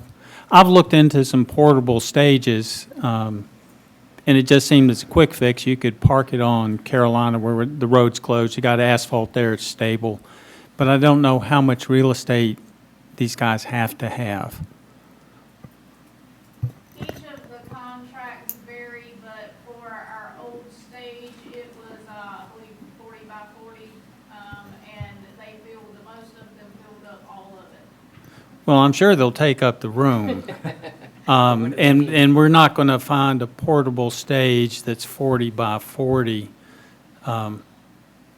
So if you can investigate that, I mean, A lot of the contracts say at least 36. By 36. Yeah, I mean, they're in the 30s, so I don't think, you just have really large groups with multiple instruments that are playing at these concerts, so. And I have a then question. you have a rent versus buy, and if you're gonna buy, where are you gonna store? So Oh. those are all things for the board to explore if you choose to send it to them. Didn't you have a price for what it would cost to rent it for last season? A roundabout? Not one that would be the size of the ones that, we currently have, anything that big. The one that they used at the festival was either, I'd have to go back and look at information, but it was either 2,000 or 2,500 per week. Which would end up being About really 36. close to the whole concert budget for the year. Mr. Myers has. Yeah, I guess that was my question, because we used, the portable stage was used for the spring festival. Is that going to be used again for the fall? That's the margin. The Merchants Mer- Association books that. Right, but it was a portable stage in front of where the pavilion was, if I believe. Yeah, but they handle that, and they don't tell us what they're gonna do as far as the stage. Well, I was just, It wasn't big enough though, right? Not for our bands. okay, okay. That's what she was. so if I understand, if there were money available, we could do something portable, because we want something nice. We don't want to just rush in there and build something permanent. And I don't think we'll have time to really get a good solution for that. But if funding was made available for that, what's your budget for the concerts, like 38,000 or something? 42. Might be worth considering to buy us a little more time, just for you guys to think about. When do you think those bathrooms are gonna be done? What's the outlook on those, David, do you know? I forget. And the last, and the last meeting. Not too long. Before or after next summer? It was, I believe his report last month, if I'm not mistaken, without it in front of me, is we had on the contract 9 months from last month. 9 months from last month. 8 months. So that's not gonna be available. So, doesn't sound like a temporary solution on Block Q is gonna be. So I agree with everything you guys are saying too, and that's why I brought it in, because the season's over. Let's start talking about next season so we don't get behind the 8 ball again and figure out what will work for next year and what will work for long-term. Well, if a portable stage there's a problem with storage if we buy it. If we rent it, we're spending the much as the balance. We look into something that can be, if we built the same thing that they're performing in now, that's what they're using, and it would be if that's gonna cost near what that is, we're throwing money away renting something. When if that's where we're gonna put the concert venue, let's just go ahead and do it. We keep doing temporary and temporary and temporary, and it's costing us money. I agree, but I think she's saying that she doesn't want to do that next year because we won't have the bathrooms ready, that she might want to do it right at where we are next year. But maybe I didn't hear that right. Let me say something. If y'all told me to go build the pavilion back that we just tore down exactly like it was, it wouldn't be built this time next year, because you got to get it permitted. And permitting that booger is going to be onerous. There's about 7 layers of jurisdictions that come together on it. Actually building it, probably build it in 3 weeks, a month. Well- But permitting is going to be the issue up there. Tell me that I'm wrong, At the Ken. old place or Block Q? At the old place. So what about Block Q? Well, that's gonna have to be permitted, and you don't have a site plan yet up there. So until you are able to get to an agreed upon site plan, you're not gonna be able to make an application for a building permit. Yeah, I think I have a fundamental question for the rec board to start, if you guys are gonna send it there. And that was on the site plan that came to you guys that was turned down. There was the restroom facility, parking for the restroom. There was a whole lot of other parking that I understand is controversial and an issue to talk about. But the pavilion, a pavilion was on there where the architect had said was the best place for it to go through studies that they had done. So is this board totally against that spot on that plan for the rec board to even begin to look at? And we're starting all over? No. If it goes to them, or is that not? I don't see why, Chrissy, I don't see why we would need to start over. We can, why can't we use that site So plan? yeah, she asked the question in a strange way. She said, are we opposed to that? And I think the answer is no, we're not opposed to it. No. We would be okay with that on that plan, the way they had it. It's the parking that we were opposed to, the boat parking. And that was a 40 by 40 pavilion? I Or think so, stage? because I Stage? don't have it in front of me, but I think it was because Or they 40 were by 60, looking at other things that could be done there, like taking the yoga that's held here now out of the park and put there as well. And is that preferred for the yoga to not be there? 'Cause I know you liked the tie-dye there because it was more convenient, right? Yes, there's part of the year that yoga has to compete with basketball, which is part of the user-user conflict that's represented in the pickleball thing. So if there could be a dedicated space for them, that would be great, that's outside. They do have to come inside no matter what when there's inclement weather. So make a motion. I'd like, Yes, sir. I would like, Christie, if you would, to get that back in front of us maybe by our next meeting, to review again. She's shaking her head. Parks and Rec won't be able to do that. Well, they meet the first Thursday of the month and the stuff for your packet is due like then. So I don't think we can get anything turned back in for you to look at in a packet. Well, they've already got it done. I thought they already presented it once. Well, okay, maybe That we I just, we didn't approve it, now let's look at it again. So it doesn't have to go back to the board. She could just show us next month what they had originally proposed in regards to only looking at the pavilion, or the stage. Yeah, the bathroom and the pavilion. Yeah. Can you bring that back to us, Christie, with just talking about the, So y'all aren't talking about going to the Parks and Rec Board with a tasker. You're talking about just coming back with a plan that you'd previously not approved. not a plan for all of Black Hugh, Right. just for the, The part with the stage on it. Well, I mean, it's gonna be the same piece of paper, y'all, unless we go get an engineer to cut, to graphically delete that from it. I mean, that's what we're talking about, is the site plan that was previously reviewed by the board, is, Yeah, that's what you were saying is unless,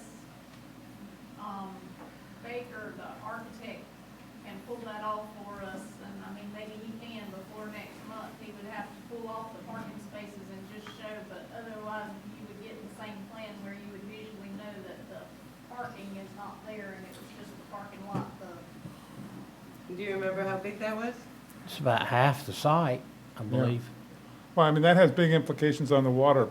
No, I mean Retention, how right? big the band part was.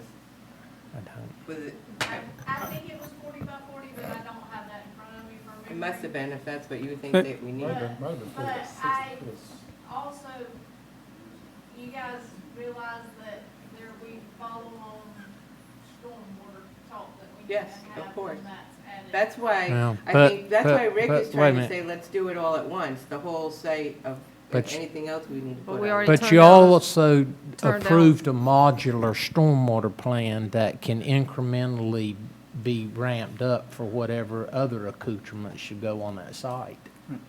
Right. So we could just increment it up for the pavilion or stage. So, You can't increment it above more than 10,000 square feet for public use, or you're gonna be back to the original stormwater plan. that you Correct. abandoned. You're gonna be back to the Well, we state. didn't want to abandon it. If it's grass, excuse me, I'm out of No, order. you're all right. Tim, in other words, if the stage 40 by 40, and then the rest of the area is grass, and that's, If you create more than 10,000 square feet of impervious area for public use, then you're gonna be back to the original DEQ approved stormwater plan. Yeah, That's required. Okay, but 40 by Right 40 now, is you're using- 1,600. Right now, you have approved a stormwater management system that we can approve in the building department under our town ordinance requirements.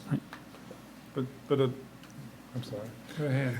40 by 40 would be 1,600 square feet, not 10,000, even 40 by 60. I'm not saying your math doesn't add up to less than that, I'm just warning you, that this thing's growing as I'm sitting here. Okay. Because I've heard 40 by 40 and 36 by 36, but you already got bathrooms and impervious area for ADA parking, and I'm assuming we're gonna have some sort of ADA way to get to this stage.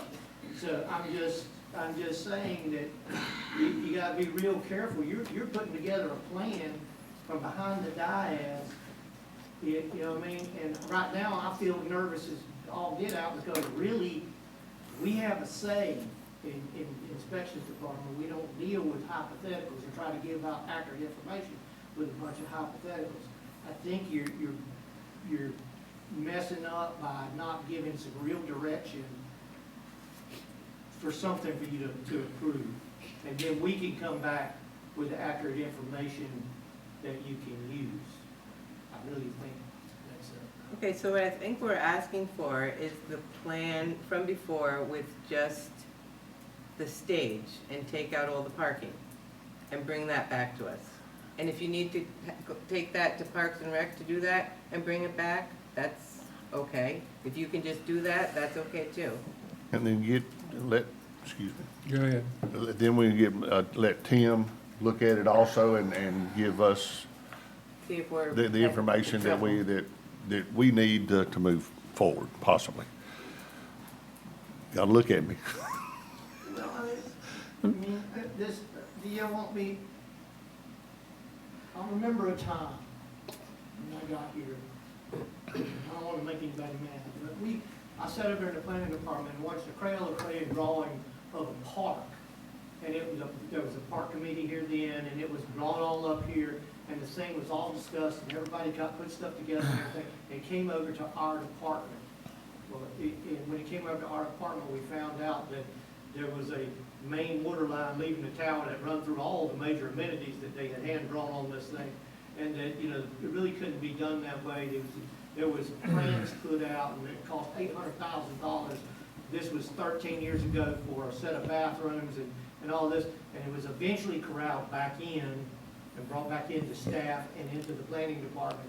And what we ended up with was a much cheaper version of what you got over there. It's called the park. Okay, and that's how it came about, and that's how it went. And I think I still keep that drawing for staff to learn from. Because right now, I gotta ask this question. You're asking us to bring you something back. So is that what we're bringing back, or are we getting back with an engineer or design person to actually draw up a site plan that's to scale for review? I just want to make a comment. I think it's very risky to try to shoehorn something in for next season, given the time frame. It's going to take some time to do it right. I appreciate that people want a better venue than what we have, but we don't need to do a ready, shoot, aim. It's just going to take time to get it done right, and I don't think we're going to pull it off for the next season. Need to be realistic about that. Mr. Mayor? Yes, sir. I agree. We can't do it by this coming season, but we can't get finished until we get started.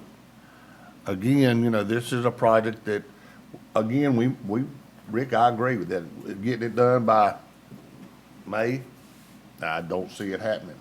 But getting it done, getting it planned for, and getting it approved from our inspections and building people by May or June, so we can have it done by the following year, yeah. So again, I think we will need to get the ball rolling, because it's one of my favorite sayings, you can't finish till you start. And I really think this is a worthwhile thing to look at, because we're gonna have some budgets money. We're gonna have to, there's a lot of things that are gonna go into this, but we gotta look at it first and say, well, okay, that'll work, and start somewhere. So if we could get them to get that to us when possible. I mean, I don't mean we're gonna, stuff it down Tim's neck or our necks or anything like that. Let's get it going. So may I suggest that you just provide the previous drawing that showed the stage without getting an architect involved? We can give that another look-see and continue this discussion. Yes. We're not approving anything, Tim, we just want to look at it one more time, and then if we all agree that we like that concept, then we send it to be architecturally designed and permitted and whatever. Perfect. Thank y'all. Chris, do you understand what they're asking? Thank you, Mayor. Yes, sir. We're gonna bring back at the next board meeting the same drawing that we had before, and they're gonna take a look at it again, and if there's a wish to move forward, then we'll look at having an architect pull off all the parking spaces that are on there in the future. Is that the consensus of the board? Yes. Without objection, Doc? Okay. Let the record show the consensus of the board. Can I just add one more thing? So it sounds like, Christie, you should, when you're doing your contracts or whatever, we're gonna have to have one more year here at the pavilion. Everyone, or at the shelter, at the park across the street. So that we don't have to try, we just can't do it anyway. All right, number 17, Mr. Smith and Dr. Dyer, Parks and Rec. So one of our objectives, the commissioner objectives, was to consider pickleball locations. I think with the growing popularity of this sport, pickleball, especially among retirees and among a large population of homeowners on the island, I think we need to take into consideration the options of putting pickleball courts or a tennis court that can be used for both tennis and pickleball. I think the current situation that we have yoga, if I'm correct, we have yoga, we have basketball, we have pickleball, we have people trying to play tennis, and I think we've outgrown that location. And I think that there is certainly an interest. So I was wanting to ask the Parks and Rec Board to look into, first of all, some locations the town-owned land. If we're gonna end up putting the stage at Block Q, we could take into consideration where the old pavilion. We've got land down at 800 Block, Ocean Boulevard West. We could see if we could get courts in there. There's town-owned land at the end of Lois and Gerda. So there's a bunch of different sites, but it's going to have a survey and a determination of whether, you know, with the wetland versus if there's enough room and how much room we need. I don't know the size that we need and everything like that. So the Parks and Rec Board would have to supply us with cost estimates to the best of their ability on similar projects currently being constructed in the area. So I guess what I'm asking is to put this task onto the Park and Rec Board to take into consideration.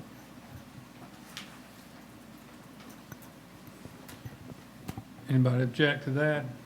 So I have some comments on that. I actually totally agree that we have outgrown that facility as far as pickleball goes. I'd like to include in the task when they're looking at it, to look at Bot Q for the pickleball. And I'd like to just make a note that you might want to go talk to Lockwood Folly, because they, a few years ago, put in 2 pickleball standalone courts, so they might have some ideas on cost. And obviously Ocean Isle just put a single pickleball court on their new big facility for places to look for getting cost ideas. But yeah, I definitely agree we would be a great add, and we should definitely look at Block Q as part of that tasker. Mr. Parfus? I am in favor of looking for new sites. However, the first thing to do is perhaps look at our current court or some other and establish some minimum requirements. You're going to need certain square footage for 1, 2, 3 courts. You're going to have a perimeter around that for maintenance and access. That would also allow you to perhaps look at the property cards for the properties we're talking about and seeing if you got the acreage there to do it. You'll need to consider some type of parking in the vicinity. So my thoughts is I would like to see Parks and Rec try to put together the requirements that we need. And I don't know if we're going to do 1, 10, 20 pickleball courts, but we'll leave that up to them. And then look at the town properties to see where it might fit as an initial start. I also think, if I understand you, Paige, that we may need to provide a little bit of travel money to the board, so if they do go over to Lockwood Folly, if there are expenses involved, that could be covered. Perhaps they would rent a van as opposed to everyone driving over there. I don't know. I think that's the first thing we need to do. And I'll just reiterate again, when it comes to Block Q, Jordan, the pavilion, and all that stuff, I'd really rather see it addressed collectively instead of a piece here and a piece there and a piece someplace else. But there are many other properties that may be totally viable. Like, I didn't even know there was a Lois and Gerda intersection. I asked Rick about it, and he didn't know. So that looks like a pretty good-sized piece of property. I don't know that the town doesn't use that for a laydown area, though. So that's my suggestion. Yeah, that's what we're asking the Parks and Rec Board to do, is to investigate different town-owned properties. Yep. and discuss it and come up with a plan. Right. I would support that along with spelling out or. What's the professional services May I finish, that you're please? envisioning? Sorry. Probably going to need some surveying and might even need to do a wetland delineation. But I think we need to see what the possible candidates are before we move in that direction. And someone's going to have some type of scope for that. So not yet. We need to see where it might go. Well, I mean, I was thinking along the lines of even more basic than that. You're going to have somebody, you might have a property card, but you don't know where the wetland lies on it. So you'd need to have it ground truth before you start trying to put down a 50 by 100 site on it. Don't disagree. I just wanted to go, here are the 3 candidates we have, and now here's what we have to do. Obviously, if you're in the middle of Block Q, you wouldn't need a wetland survey. So that's my suggestion there. And that's why I suggested you might just go over to Lockwood Folly. They have 2 courts built there, and you can take the dimensions and you'll know exactly what you need. Y'all need to provide the staff with the taking the reins off the available to appropriate line in the B part function. So if there is a line item that needs to be paid for in order to execute this work, we can do it without being penny wise and pound foolish. A wetland delineation, $500, could be $1,500 in order to do that.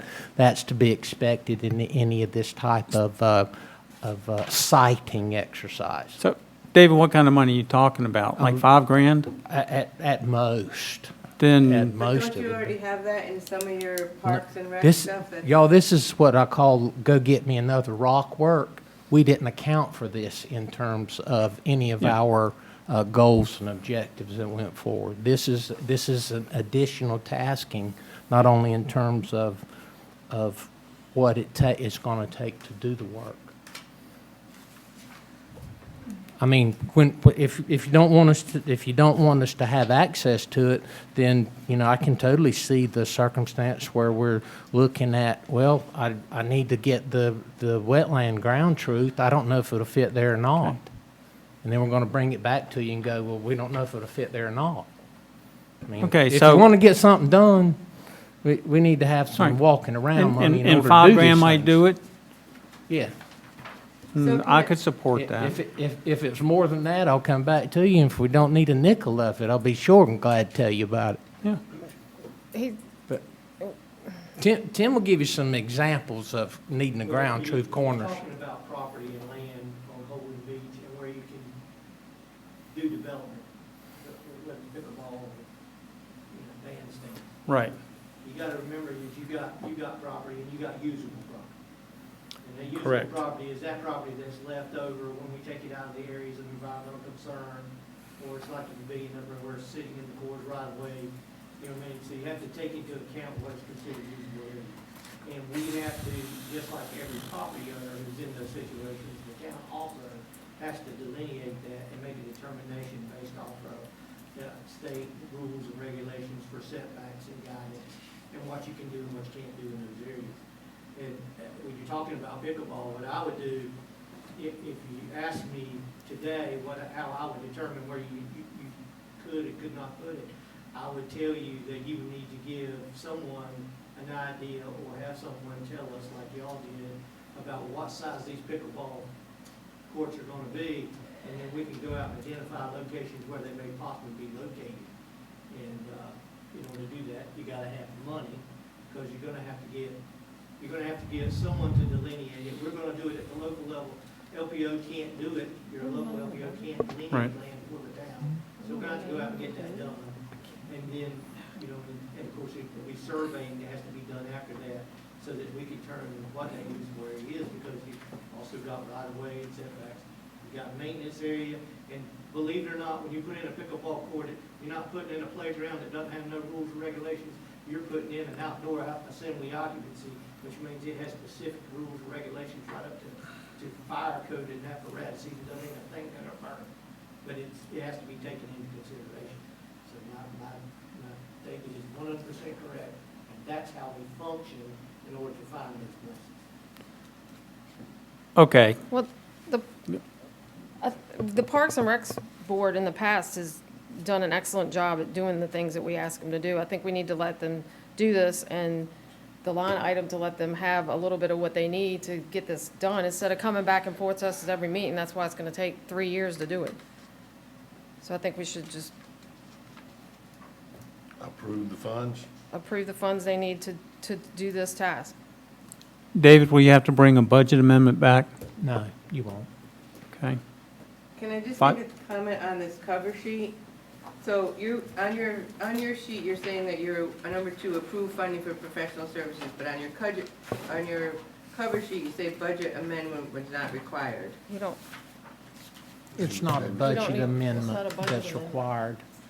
We're not making an amendment? Well, No, you can, the general statute authorizes the manager to make adjustments within the existing budget, and y'all have several $100,000 in available to appropriate line. And that's where it would be sourced from, should it even be needed. So we'll start with $5,000, Yes, that's, okay? Then I'd like to make That's a a motion plenty. that we approve David to use $5,000 and with the Park and Rec's recommendation on the court sizes to find the location for us to put these. I'll second that. All right, motion made and second. Everybody understand the motion? Discussion? Hearing none, all in favor say aye. Aye. Aye. Aye. Opposed, say no. Unanimous, Madam Clerk.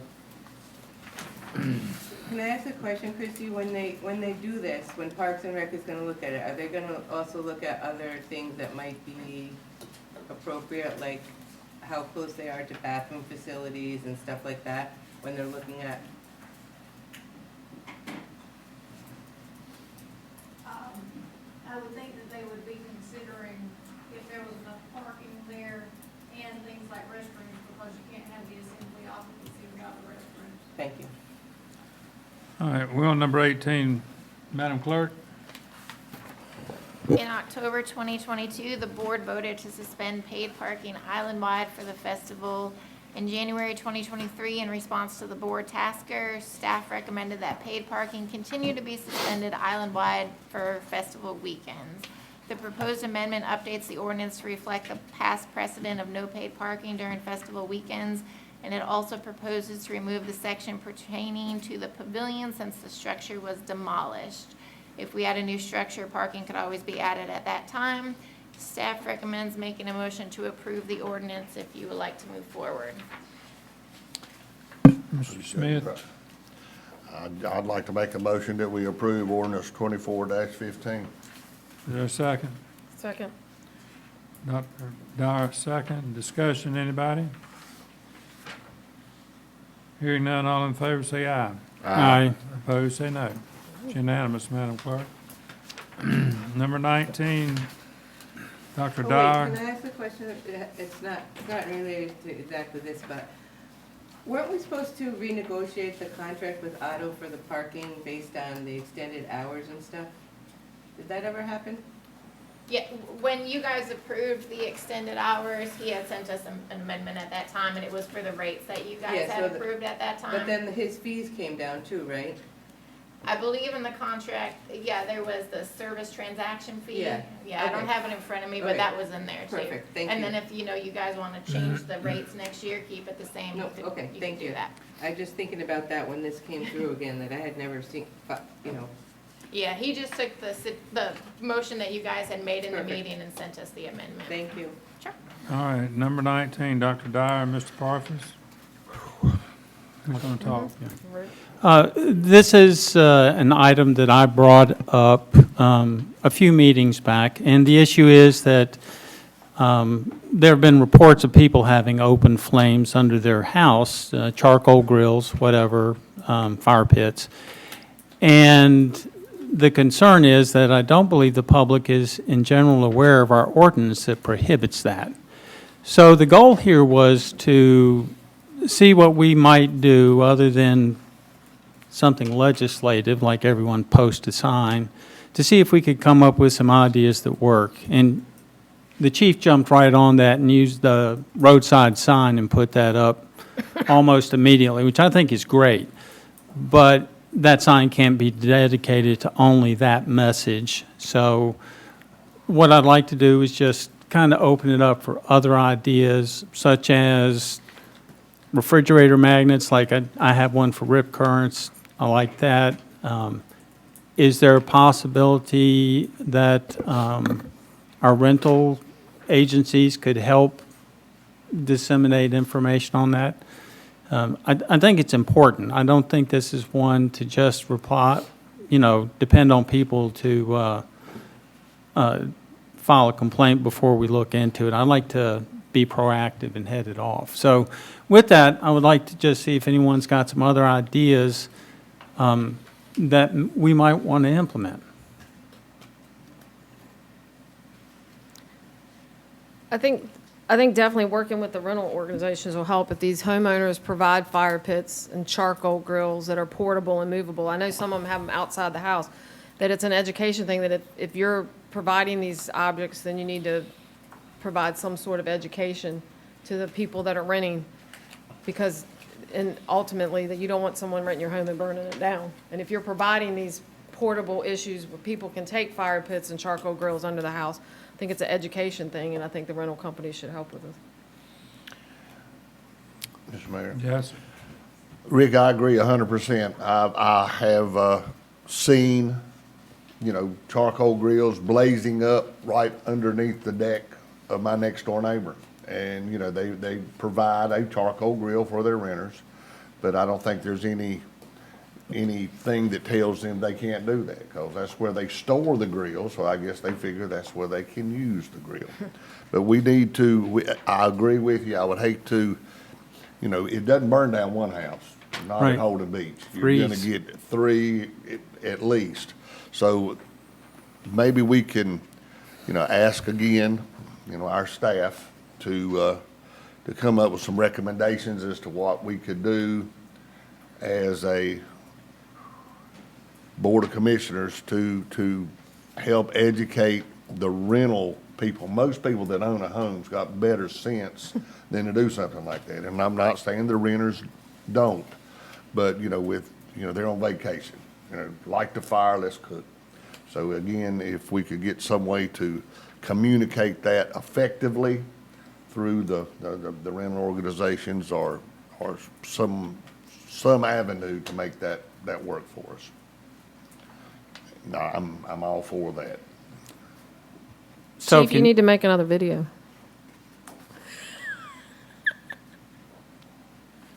Well, that's not a terrible idea. We just got to get them to watch it. So, You can get Smokey the Bear with you.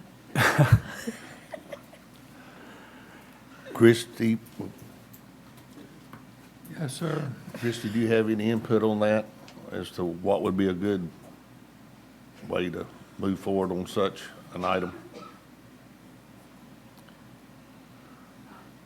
I'll defer to the town manager or the chief on fire, but, I will just say that things that you throw around as far as, like I heard you mention magnets, just remember that things do have a cost that you'll have to consider later as you move into the process. As you were saying that, I quickly Googled the company we normally order magnets from, and if you order 2,500 magnets, you're looking at $1,000. So just remember that it's things that haven't been programmed, and as you look at it, there's costs that come along with it. I had considered that. I Googled them as well, and I have rental properties on either side of me. So I think $1,000 to get 2,500 magnets to hopefully not have me burned out, because I only own the one home. I would support that. I think that's pretty short money to get the word out. And so I think that's a good idea. And can someone reach out to a couple of our rental agencies and see if they might have a vehicle? As far as I understand, everything's done online. People don't go by the office like I did 20 years ago. Maybe I don't know if it could be included. Someone has to read and sign an agreement. Just see if they've got any ideas that can help us, because it doesn't help them if we burn up houses, And also ask them if they would be willing to put the magnets in if we bought them. Because you're right, people don't even come to the office, they just sign that agreement online and they do a code to get into the house. The Right. cleaning people go in there every week, so we could possibly, if they would get it in. Put them on the refrigerators. Yeah. Right. But the rental people have to agree to facilitate that for us. Yes, we can ask that. Thank you. Do we have to make any, just all of us agree to task you with that, David, please? Was assuming that's what you That's the want me to do. consensus of the board with that objection, Mr. Manager. Anything else on that subject? No, sir, thank you. We're on number 20, Mr. Myers and Mr. Parker. This one again is mine. what I'm looking for, and I call it an action tracking tool, but we have 26 priorities on our list for this year, and some of them, we may just lose track of them.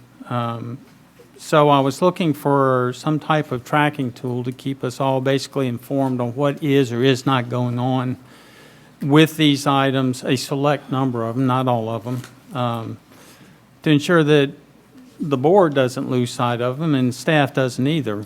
You know, if something's not occurring, then it could be noted as such. It allows us to establish some expectation on progress potentially. If there are obstacles to that progress, we'd like to know about those. You know, it could be the board needs to provide direction or something. And also, if we need to make a shift in priorities because something else comes up, we'll be looking at something that helps us do that. So initially, I'd proposed that, well, let's have something issued. I forget what I said, David, at the first of the month. And David made a good point. He said he doesn't want to be producing paperwork and disseminating it all the time. He's got real work to do. So, and jump in here if I've got this wrong. So what I think is a good compromise is for those items, just attach them to the manager's report for each BOC. I'm not implying that you would have to discuss those items, but we could keep them current so people will go, okay, for instance, the PRFQ is out there. We should get it back in this period of time. If, you know, I think it'd be good if it's an item like pickleball or the pier that the commissioners, you know, step up as, you know, the sponsor for it. You know, I'd probably have my name on the pier. Rick Smith might. Paige and Tracy might have pickleball. So that's what I'm looking for here. I prepared a spreadsheet. It's kind of hard to read here of the type of information I would like to see. It will not necessarily all be filled out. There's some things there you won't know the answer to. And if there's something that simply isn't working, then you just put down nothing to report. This is, you know, there's going to be folks assigned to a few of these things, and I had to do this throughout my career where you had to report where you were on things on a monthly basis. So that's what I'm looking at, and I would like to make a motion on that to include that information as available as identified in attachment 3, which is that spreadsheet, for the 8 items I suggested it for, and have that included in the manager's report. Motion on the floor. I'll second it. Mr. Myers, second. Discussion. I got just a question. I know that this is done in the, if I may, I know that this is done in a kind of a Gantt chart format, or It's a spreadsheet. Are you hung up on that just as long as the information is calibrated? No, sir. If that's in there's it? a better format that works for you, Okay. that's fine. I just happen to do a spreadsheet, and I'll send you the file. Yes. Yeah, got it. Yeah, you can keep it or delete it. Any more discussion from anybody? You ready to vote? Yes, sir. All in favor say aye. Aye. Aye. Opposed, say no. It's unanimous, Madam Clerk. All right, number 21, Mr. Myers, Ms. Thomas. Now, this one's mine. In August, we adopted the stormwater master plan that was presented to us. I assume now we're starting to proceed down the path to try to get grants, external funding, so that we can get assistance in implementing the plan. Based on previous experience, once we go certain ways down that path, maybe application or something like that, we start getting locked into only funding the things that we applied for in the grant process. So based on the last 2 storms, I think there are some other items or other areas of the island that need to be added. Most notably is Ocean Boulevard Dunescape. East of Dunescape is a significant flooding area. I think we should get that into the stormwater master plan before it's too late. The canals continue to be a problem. I'm not sure if we want to add that or have a separate study for that, because they tend to be bigger issues, more complicated, but I would, at a minimum, like to get the area there east of Dunescape added as another critical area into the stormwater master plan, so that we can put it in with the others when we go to try to get funding for them. So is that a motion? So, yeah, the motion right now, there's possibly a second motion, but the motion is to talk to McGill, get a quote to add the area on Ocean Boulevard East, just east of Dunescape, as another critical area on the stormwater master plan. I'll second. Motion made and seconded. Any discussion from anybody? So what you're envisioning is that, that staff would bring back a proposal for the board to consider, the amendment to the stormwater master plan. Having McGill, since they're already under contract, is you're asking them to develop another alternative. Yeah, I think there's 6 in there, 6 Yes. critical areas, so I'd like to add this as a 7th. Right. And we need a cost from them to do that. And why don't you want to include the canals? I'm open to that. I mean, we're having discussion. It just seems like it's pretty complicated and Maybe the canal should be separate. maybe it should be a separate report, but we can get I mean, if, no problem adding them. It's not as confined as, this area of Ocean Boulevard. It's the canal, there's a lot of them, but, as long as we're amending it, sure. So, I mean, I can amend the motion if people want to add the canals, because the motion is right now just for, I can make another motion to get a Yeah. cost for the canals. Mr. Mayor. Mr. Smith? My thought on this is, we've already got a stormwater master plan. It can be added onto or amended at any time. We just need to move forward with it. If we have to make all these adjustments and additions to it, I think we're backing up. Mr. Hewitt, will these changes make a difference in implementing the plan? well, where I was biting that off, that what you're asking for is a proposal from McGill to develop projects, 2 projects. One would be the east end beyond Dunescape. 2 is a project that would account for the flooding on the canal street. but the motion, Hold the on. motion was just, yeah. sorry. The motion is one item. Okay. Did you amend the motion? No, Would you like to amend the motion so he can address it? I'd like to vote on it. You want to vote on On the motion, then make a second motion to discuss the canals. okay. So this is just to add area 7. yeah. Okay, hold You only have one hold motion it at a just a time. minute, please. Okay, you've got a motion with one item. Mr. Hewitt has asked to speak. Now, you want to speak to the one item, or do you, or? I is was that all just you're trying talking to about right now? understand what the board's motion is. That was all I was trying to do. Okay, the motion is the property there at the entrance of Dunescape. Okay. They're gonna come back with a second motion and address the canals. They want to do it separate.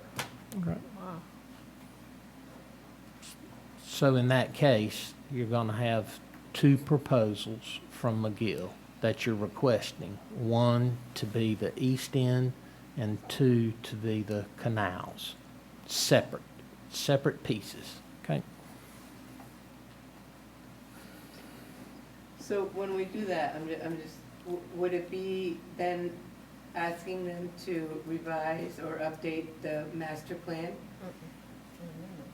That was what my understanding Yeah. would be, is you would do That's it what I for, think the you would, request was. you would do it, you would basically ask them to take a look at 2 new areas for the purpose of having those 2 new areas appended to the existing stormwater plan. That's what your intent is, right, Tom? That is correct. Okay. And the reason I want to do it now is to get it before we go too far for funding. Okay. So we can get Can we it just funded. put that in one motion? He doesn't want to do it in one motion. Okay, I will change the motion to include 2 new areas from McGill. One is the area Ocean Boulevard East, east of Dunescape, and the other is the canals.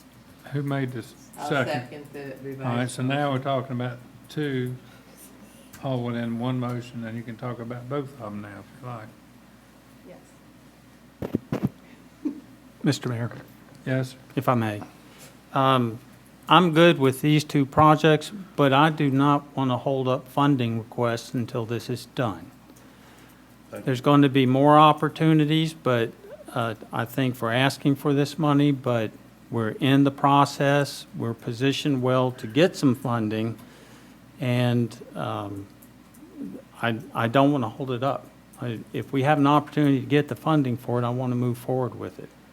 So yes to the projects, but not holding up funding requests until we get there. That's my position on Well, I it. don't think we asked him to hold up funding, did we, David? That, you're not holding up the funding, are you?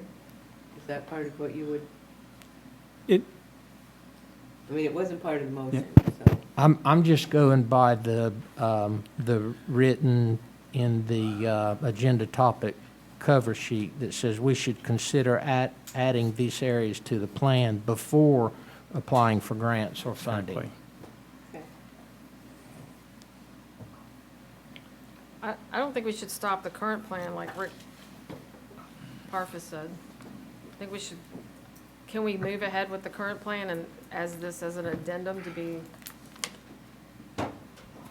Or yes to me? That would seem like a natural progression to me. One thing that you've got to take into consideration is you don't know what McGill's capacity is to produce this work or how long they'll take to produce it. Is 6 months a good number? I don't know.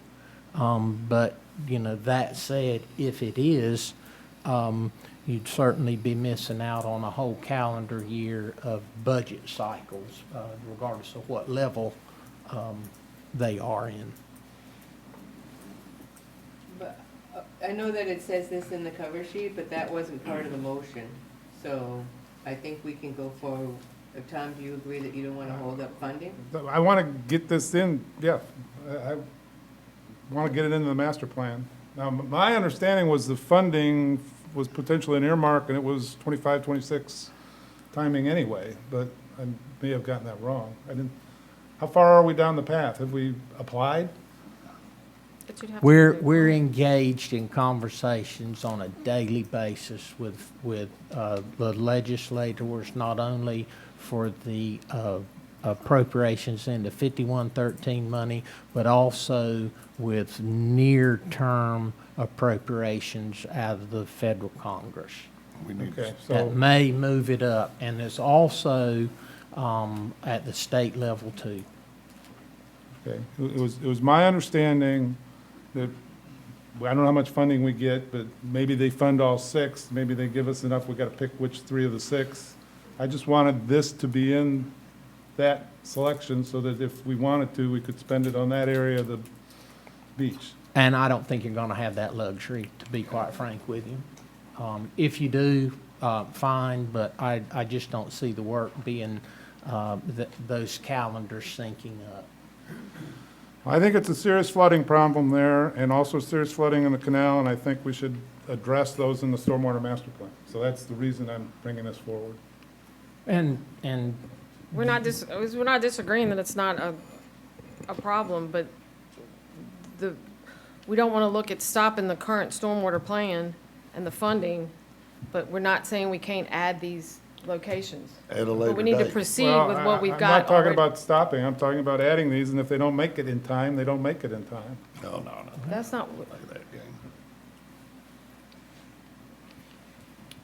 we run the risk of losing funding for the current stormwater plan. I don't understand how we do that. So they're interpreting your thing to say that you want them to stop going forward with getting the funding until you get all these new things in it. No, That's not, what- yeah. That's what they're interpreting Okay. it to I say. want to get these things added. If they get added in time to be included in the funding, that's great. If they don't get added in time, then they're not going to get funded and they're not going to get done. Okay, that's a change from what the tasker says. That's what I'm I get telling that. you. We'll get it done as quick as we can. Yes. If it falls in with the procurement of budget cycle, that's great. So the motion doesn't say anything about stopping going forward with the funding, it just says go and get those quotes and Get the don't, quotes to amend the plan. To Correct. include these. You'll get a proposal brought back back to you for right, to see how much execution. it'll cost. Yep. Okay. I think we need to vote. Madam Clerk, would you read the motion back? Well, the original one was. The one that was So- amended? Well, I have to do the original one, the amended, right? Well, then the amended one is to include the two areas for McGill, the, area east of, on Ocean Boulevard, east of Dunescape, and the other area is the canals. That would have made more sense if I read my original motion, but. That's huge. But it's for to add the two areas to the plan. You okay with that? Yes. Is that the correct motion? Well, You okay? I don't know if I can speak or not, but I'm going to ask a question. Before you get to Dunescape, on the right-hand side,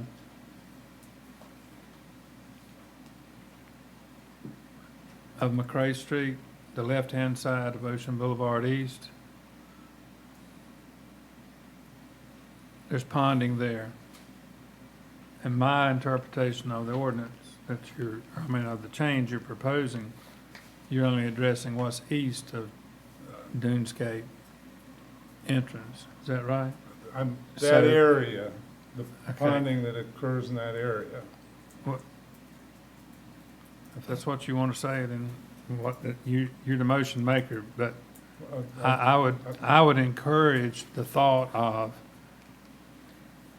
McCray is west. beginning at the west end of Dunescape, going east. That being 100 feet east of Blockade Runner, where the roads do this, Okay, because you have water standing where the road does that. You have water on the left, adjacent to the houses on Blockade Runner. And then immediately have the pond on the right between McCray Street and Ocean Boulevard East. So why would you not include that? I'm trying to get in my mind, but That's if you're talking about way 265 before. East, in that area, it is in the plan now, so it doesn't need to be added. The ones that we've got the complaints on went down there, that I believe is in the plan. Mr. Clemens? I think that area you're talking about, Alan, Microphone. between that A, B, and C, is that correct? But, yeah, where you did the pumping, that's in the There, plan. That part right there is actually in It the is plan in the right there. But I would agree, Dunsgate headed east, both sides of the road. Yeah. Impassable, right? Yeah, I mean, they're shut off down there, unless you pump them, you know. I'm sorry to have wasted time. You ready to vote? All in favor of the motion, say yes. Yes. Yes. Opposed, say no. No. All right, it's 4-1.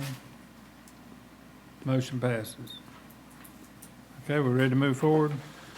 Yeah, I've got the next one as well. As we just talked about the stormwater study, and as we said, that's, unfortunately going to take a while to solve the problems. It's not an immediate fix. In the meantime, we've already had 2 storms. We've had a bunch of flooded roads. We've had a lot of need for pumping in multiple locations. We've all got a lot of calls, a lot of complaints, a lot of questions. Why are we pumping here? Why aren't we pumping there? How do we determine all this? So I think it would be very helpful to document how we are coming up with the decisions of where to pump, where to deploy resources, the sequence, the priorities. This is so that we can address these questions and not distract from the people that are in the field, and also just have them so that we can study them and decide if there's ways to improve them or if we need to tweak the plan. So what I'm thinking we need, and this is really, I believe, just documenting, the decision process that you're already using, is to make sure we understand what the requirements are, if there's anything in Department DEQ, what are the relevant regulations that we can reference to say we've got to comply with this. How do we determine when to close a road? I know that's been raised. I've been asked that question a lot of times. Why don't we close this road? Why did we close that road? When should we close a road? Where are we going to pump, and how are we going to sequence? Where we pump first, second, third, so that we get the biggest bang for the buck for the pumping equipment? What other factors come into play? Being shut off, having alternate routes, sewer systems has an implication. And then get a feeling for what our current resource limitations are and what it'll take to solve. If we're going to be facing a future, we're going to be doing all this pumping, what can we do to make sure that we get the resources we need, both pumping and resources to run it? And if we need funding, how much funding do we need to solve it? I just believe that pumping is becoming a big issue, and it's not going to go away. It's just going to get worse, and we need to, do some planning to make sure that we're handling it appropriately every time it occurs. So the tasker, I guess, is the tasker to direct town manager, public works director, to document these issues so that we can all have the same understanding of what we're doing when everything's flooded and we're starting to put pumps out there.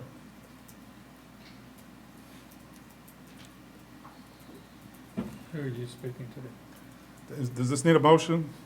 No, I'm just trying, are you asking a question, or are you, I guess he's asking making a David. statement, or? I'm asking, David, can we task you to do this if we vote to do this, or what's the proper? Yes, probably the appropriate thing is to task the town with developing a floodwater management discharge plan that meets the requirements of the Department of Environment and Natural Resources, DEQ. Okay.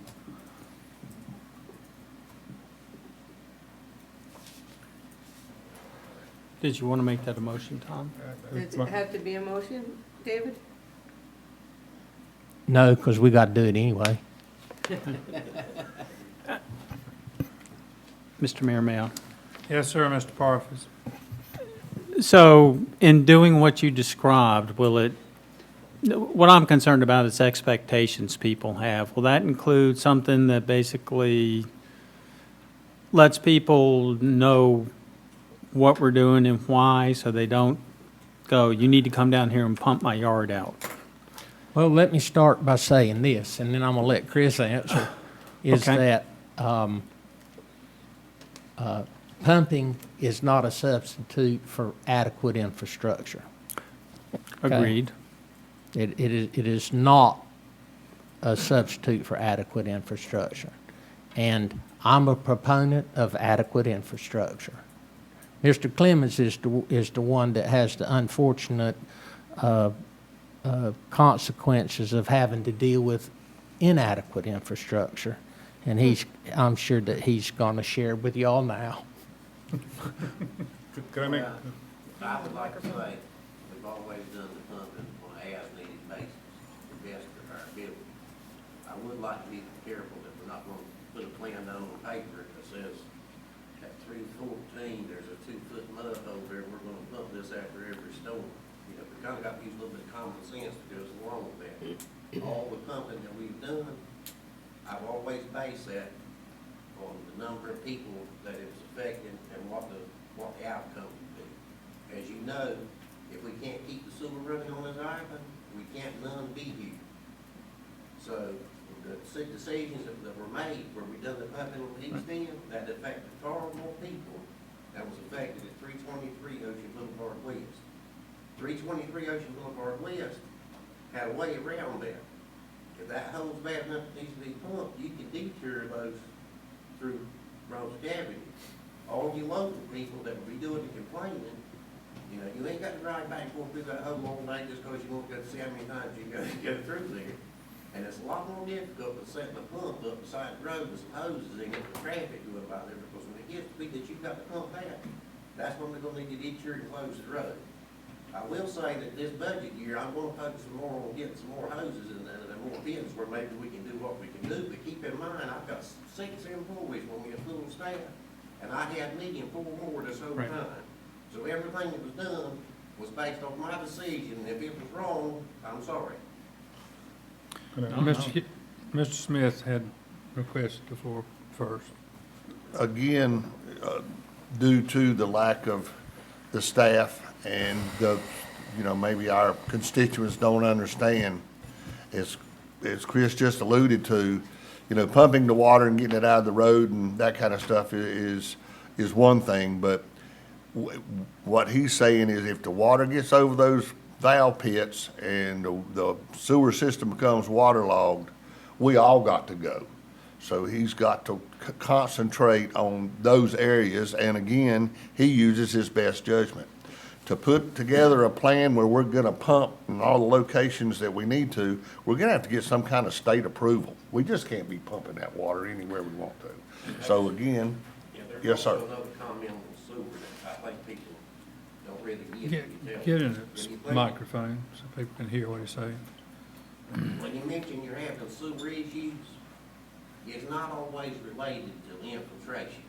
What people don't understand is when you've got 2 feet of water that's over the top of a sewer valve pit, if that valve pit, the controller malfunctions and the valve hangs open, it's not necessarily sucking stormwater in. You lose the vacuum that's on the main collection line, and you don't have the vacuum with the ability to collect the sewer.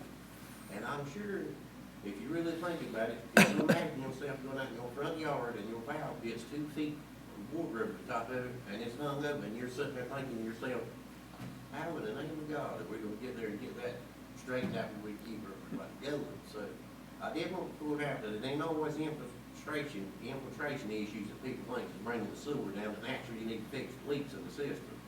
And actually you do need to fix them, but the leaks ain't all the issue. I mean, they're pretty minor compared to the other issues. You just don't have the ability to operate like we in dry times, and I just gonna leave it at that. Well, I would look to say that, if we do got a bad place or something, if we got enough fits and the regulatory, the regulations allow us to do it, and we can, we're glad to do it. But like I said, you can only cover so much ground, what you gotta do with it. Mr. Myers? Yeah, I just want to clarify, I do not anticipate this necessarily changing anything of the way you're doing it now and what you're doing. I don't see any need to change that.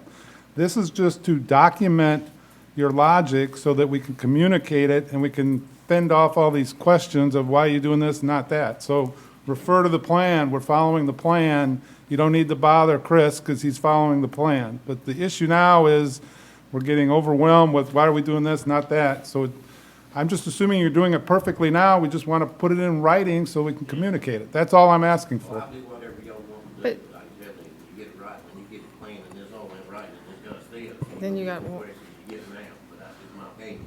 well, Dr. Dyer? well, the problem with documenting the plan, I mean, he's making very good decisions based on, like he said, the situation. When you get 14 inches of rain 2 weeks and 15 inches the next, you got different areas of standing water. And I don't know how you can adopt a plan when there's different areas that need to be closed. Brunswick Avenue almost had to be closed. Marker 51, I don't know, when was the last time Marker 51 had to be closed? You can't document something that Mother Nature is going to deal with. And if you stick to that plan, then somebody's going to say, well, in your plan, you got to pump this when there's an emergency situation in a sewer. He's making excellent decisions. You're never going to make everyone happy. If a road is not passable, a road's going to be closed. We don't have to explain that to anyone. That's common sense. He's doing a damn good job, and I don't think when you start documenting, he doesn't have enough staff. He's doing a fine job, and you can't document Mother Nature. It's going to change. I'd like to speak, if I may. Been emergency director for this town for 15 years or so. And when you're an elected official, you're gonna catch the heat. If you can't take the heat, you need to get out. Police chief and the emergency director has to worry about the rescue squad. Nobody's mentioned that. Got to worry about the fire department, the fire trucks. the town vehicles, the police department, the vehicles, and all those other ancillary services that generally somebody that's calling you up and saying, I can't get to the grocery store, or somebody sprayed water on my car parked in my driveway, and all those kinds of things. You got all this other stuff going on. And sometimes we've had twice as much rain on one end of the island as we have on the other end of the island. You can write all the stuff down you want to. You've got to react to the circumstances as they are dealt with you at the time. And I'm gonna tell you, I've been cussed at and called everything that you can be called over these years, primarily because the people mean well and they're hurt and upset and frustrated, but they don't have the big picture. And whenever you've got multiple issues, all of which are bad, and one person's excited because of one simple issue pertaining to them specifically and only them, you've got to care for the whole town. And it's difficult. And whenever, I'm gonna caution all of you in the room, when you go to writing a program of we will do this and we will do that and this and that and the other, and then possibly with the rules changing in government and where you can pump water and you can't pump water and when you can pump water and can't pump water and the conditions of the water system, the sewer system and all that, you're gonna overlay and you are gonna violate some regulations. And you probably would be best served not to have documentation that you're gonna do that in your plan, if that makes any sense. So I say, as an experienced emergency director and been to training from Louisiana and north of here and west of here over the years, don't get too involved in writing down the minute details that you know that you're going to violate when the conditions mandate that you do. I mean, that's just not what the bureaucracy people want to have said to them, but the real world is different than putting stuff on paper. When the stuff hits the fan, you gotta do something and you gotta do it right then. And, I'm trying to figure out how to not say what I really want to say, but we do the best we can in the time served, and I'm telling you, I'm proud of everybody that's on this town staff, that I think they all do an excellent job. And with that, those of us that get elected to do the very best we can, you're gonna have to take some criticism, and I love everybody on this island, every landowner and whatever. But sometimes they're just wrong, and you have to listen to them for a few minutes maybe, and then go in and do the right thing and hope that they understand later. Because you're not gonna keep them happy whenever they call you up and fuss at you, and they're gonna hang up being perfectly your best friend and love what you're doing, because they're not gonna understand what you're trying to tell them. All they're gonna see is their driveway and their circumstance. Overall, you know, those of us that have been to the mountains and seen what's up there and what they're having to deal with and what we have to deal with here on the coast, I guarantee a lot of those people in the western part of North Carolina that used to criticize the coastal people for having to be dealt with in hurricanes and their tax money from the mountains being able to help down there on the coast, I guarantee you some of those mountain people better understand the circumstances that we have to deal with more than they've had to deal with. And just like we love them and want to help them, I'm sure it's brought us all together in a clear understanding of what storms are like. You know, we're all on this earth together, and we've got to help each other. And we've got to do the best we can with the hand that we're dealt. And I just caution us not to get too involved in the paperwork. It just leads to more problems. And we've learned this year, I think especially, what Mr. Clemens alluded to a few minutes ago, we need more hose to get the water further away from areas as we pump, and we're going to solve that. But I beg all those that are listening in and those that are in the room, we're always looking for suggestions and training and better ideas, but it's a complicated thing and it's forever changing. And overall, if you look back through the years, and our guest speaker here tonight was talking about Hurricane Hazel, I don't see anybody in the room here that was here in Hurricane Hazel. That was a hurricane. We haven't had one since. That's kind of summary of what I'm trying to tell you. We just have to do the best we can. I've talked too much. So, I'll make yes. one more point. All right. I do recognize, a long time ago, earlier this evening, we were recognized for our storm readiness. And part of that is, Alan knows, we have an emergency response plan that we follow when we respond to storms, and it works. So that's what I was hoping for. It does not currently cover storms, pumping in rainstorms that aren't hurricanes. It's very focused on hurricanes. So I think it's been misconstrued, but that's really what I was looking for, is considered an addendum to our emergency response plan that we have, and this is for pumping in major rain events. But it doesn't sound like anybody thinks we need this, and I'm not going to push it if nobody wants it. Well, it's an emergency, and we all have to deal with it, and it is something we have to be aware of. But anyway, Some more equipment on a as-needed basis. I'm sorry? I said the answer would be some more equipment and on a as-needed basis, rather than having a. Well, this was intended to be the justification for that. I was thinking it was going to end up in a funding request. We need X more pumps and this many more people available. I'll take care of your budget season, Tom, and you have nothing to worry about. All you have to do is pass it. Let's move on down the line.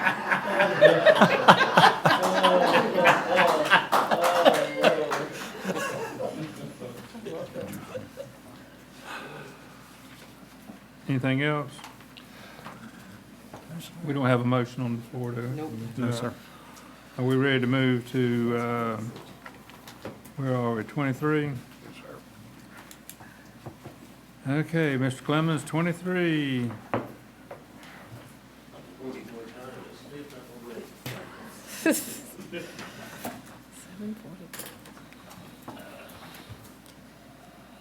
This is actually an agreement, it's actually a multi-jurisdictional agreement with Rowan County that we've actually been a part of since probably about 2009, I think after David first got here.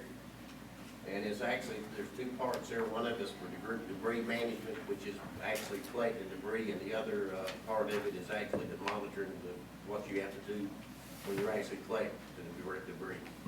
Now, I know y'all heard about FEMA having a lot of red tape issues in it, and it's a pretty cumbersome task. I would say that I was pretty stressed out for years, wondering if we were going to have a disaster, and I was going to be able to keep up with the documentation and everything that you had, because, if you ain't got all your T's crossed and your I's dotted, you might not get any funding.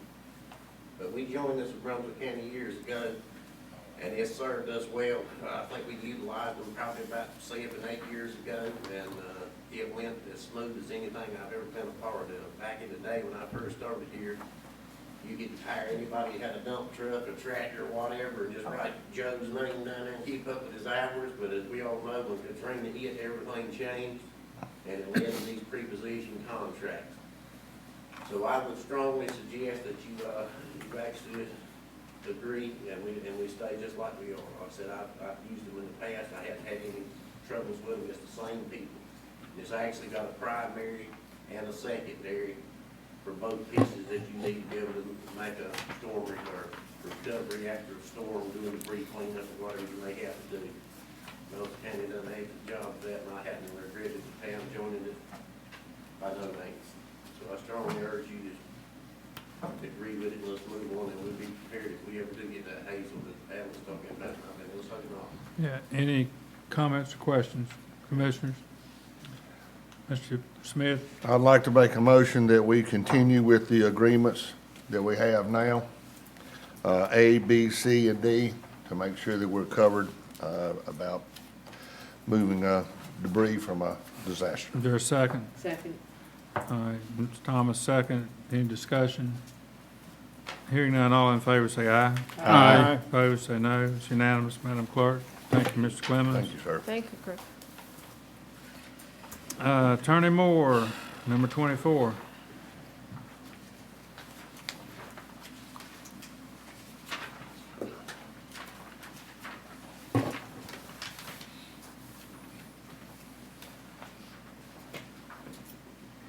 I really hope you guys with this because it's too late for me to be able to read my own report. It's a little smaller than it looked earlier. Basically, what it all comes down to is to develop the property for recreational use, continue to develop it. That's about it. Everything else is in here with the specifics, our exact obligations. I guess I should note that the part of grant, at least, I mean, we pretty much met all the requirements for the contract other than the development requirement that's kind of been pushed back for 5 years. Mr. Mayor. Yes, sir. Ms. Moore, I appreciate the effort that you put into this document. It pretty much explains the same thing that, you know, when we looked at this originally, what you've done is pulled out the points so our newer commissioners can understand, you know, what we're doing. And I think this is pretty self-explanatory unless, I mean, I have had conversation with you, and I didn't see anything that was really different from my original conception of this plan. So I thank you for your work and getting this done relatively inexpensively. If I may, sir. I'm sorry, I'm trying. So I did read this thing a few times, and I want to go over what I think the takeaways for me are important, and let me know if I've got this wrong. Number one, we must develop the parcels for recreation.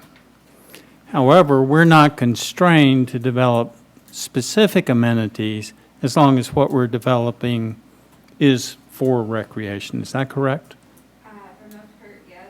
The biggest thing, well, this should be for everything, is ADA compliance for everything moving forward. That should be part of it, but the grant, especially on parcel 2, the FEMA grant, does require ADA. Okay. But yes. All right. So also in the document, it says the pier house can be removed, replaced, or repurposed.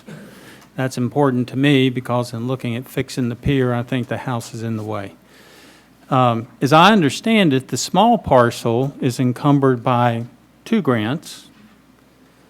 And if we ever wanted to buy our way out of those grants, we'd have to pay essentially 133% of whatever the current market value is.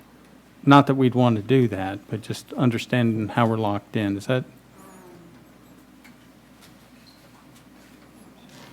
I don't know the exact number, but probably somewhere around that. Okay. So bottom line is we would have to kind of like buy it twice and then some. And I'm not suggesting we would do that. I'm just trying to understand what we have.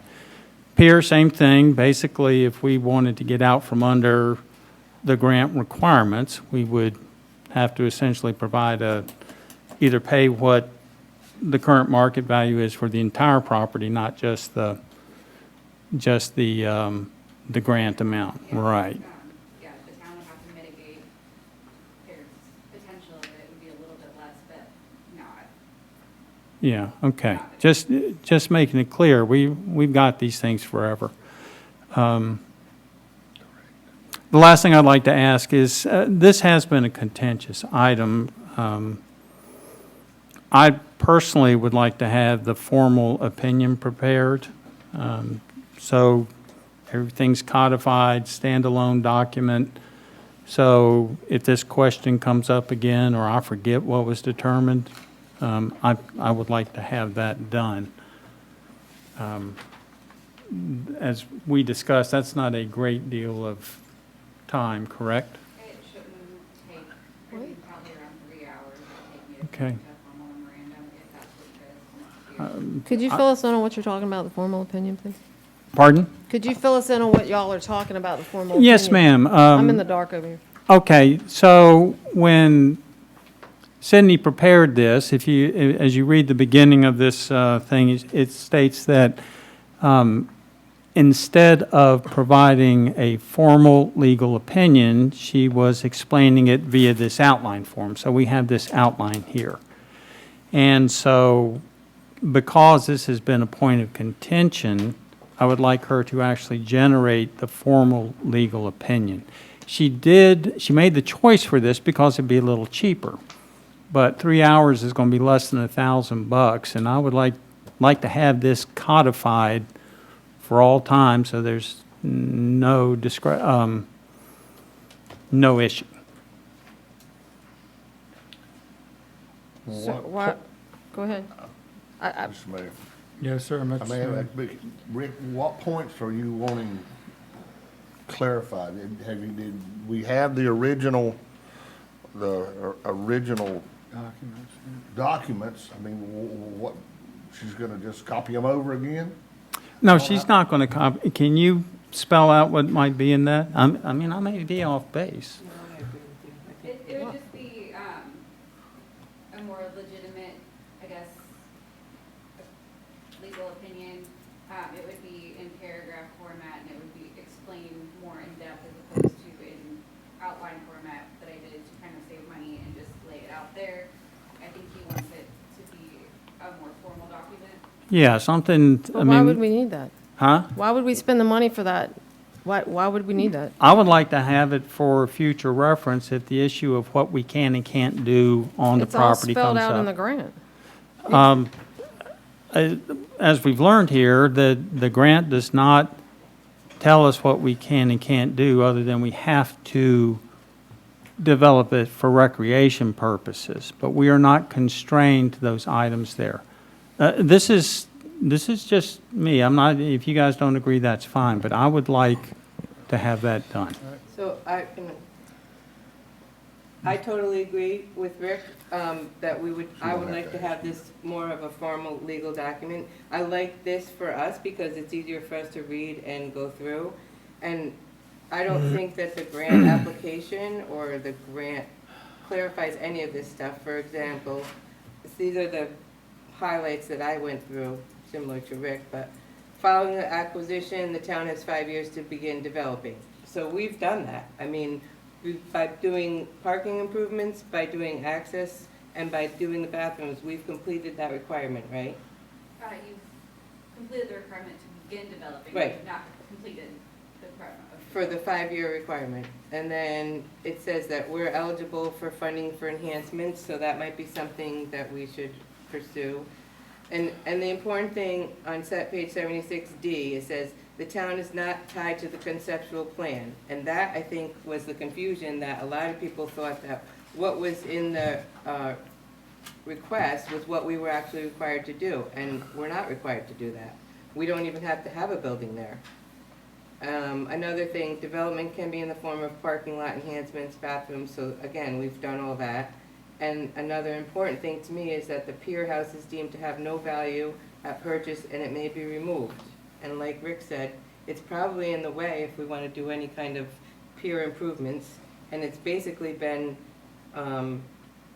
condemned, so it's really has no value at all. When was it condemned? When was it condemned? Well, if you look through the report, and Tim can probably confirm this when we go through it, when we get into the details of that at some point in the next coming months, but, I mean, just like the pavilion was not officially condemned, if you look through the report, it basically said it's useless. Okay, let's, Another thing is that, pier structure, the pier structure is another thing that wasn't clear to me. Are we required to have a pier? Are we legally required to repair or replace the pier?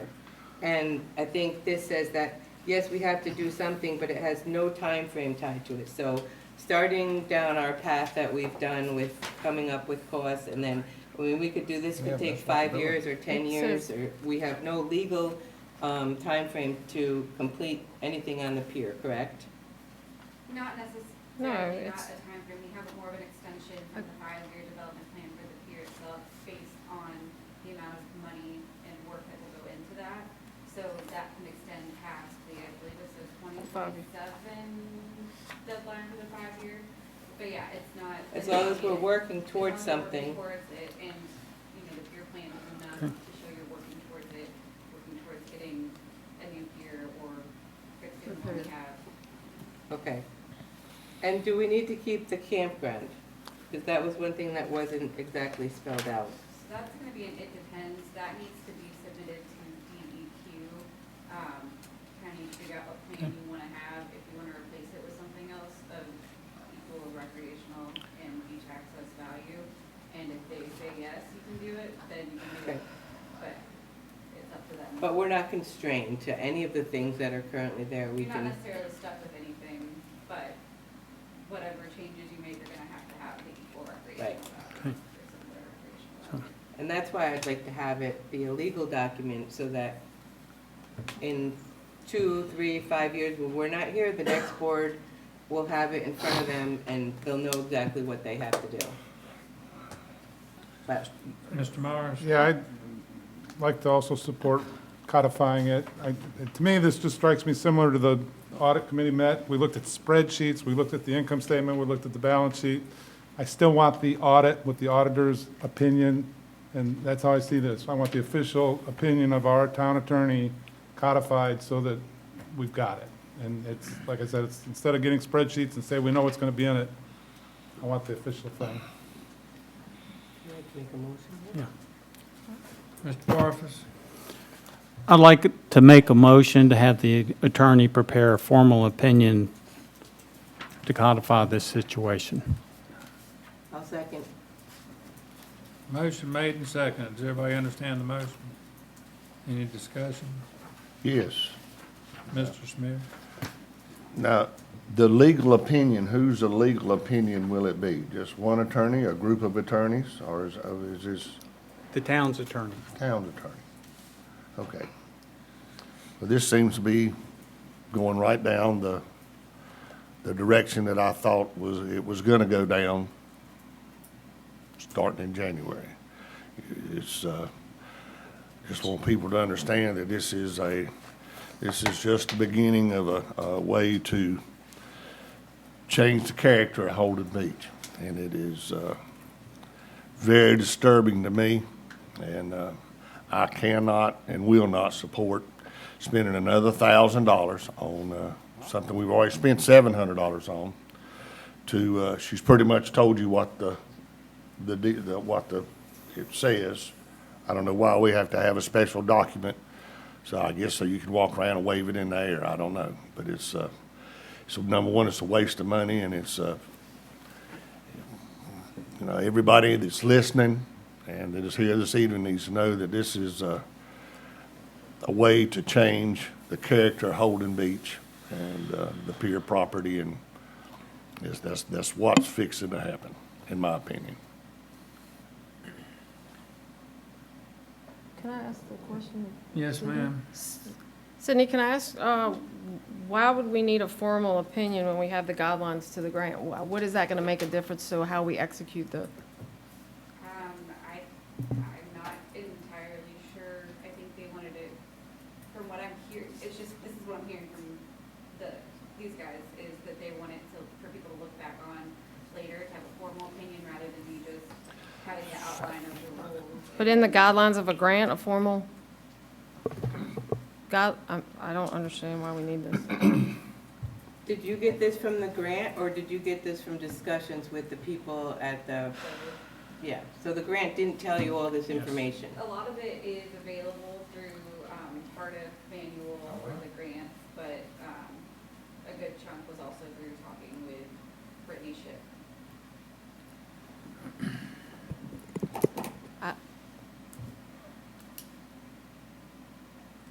Is there a reason for us to have a formal opinion? It's the board's decision. I'd like to throw one word of caution, or a couple words of caution to the board. If you want a formal position established of record for the town to be stuck with your own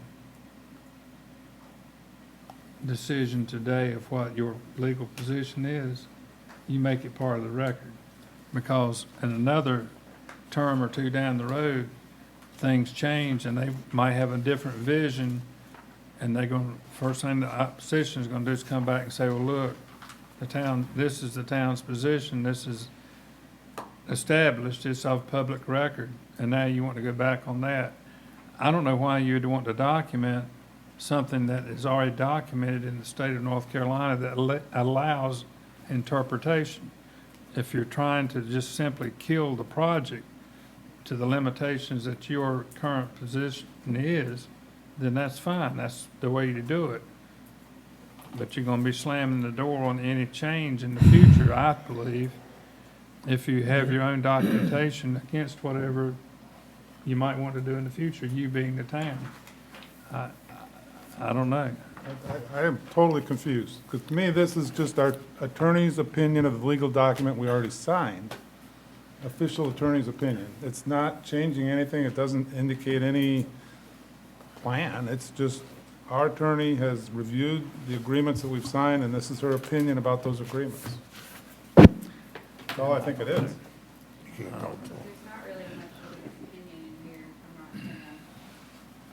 I don't have This- an opinion here. This isn't your opinion, this is what you, guidelines from the grant that we've already signed. To clarify. It's your interpretation of the, I mean, there's not really that much interpretation, to be completely honest.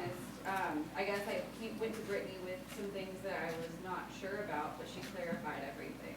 So anything that I was more like, would have been opinion-based was clarified by Ms. Ship, so that it was not. For the public that's listening, will you tell the public who Brittany is, because the listeners don't know who Brittany is? She's I guess, the grant liaison or something similar with NC State that we work with. Mayor Holden, would you like me to answer that question? Thank you. The public needs to know who Brittany is. Brittany Ship is a regional coordinator for our division, we're part of.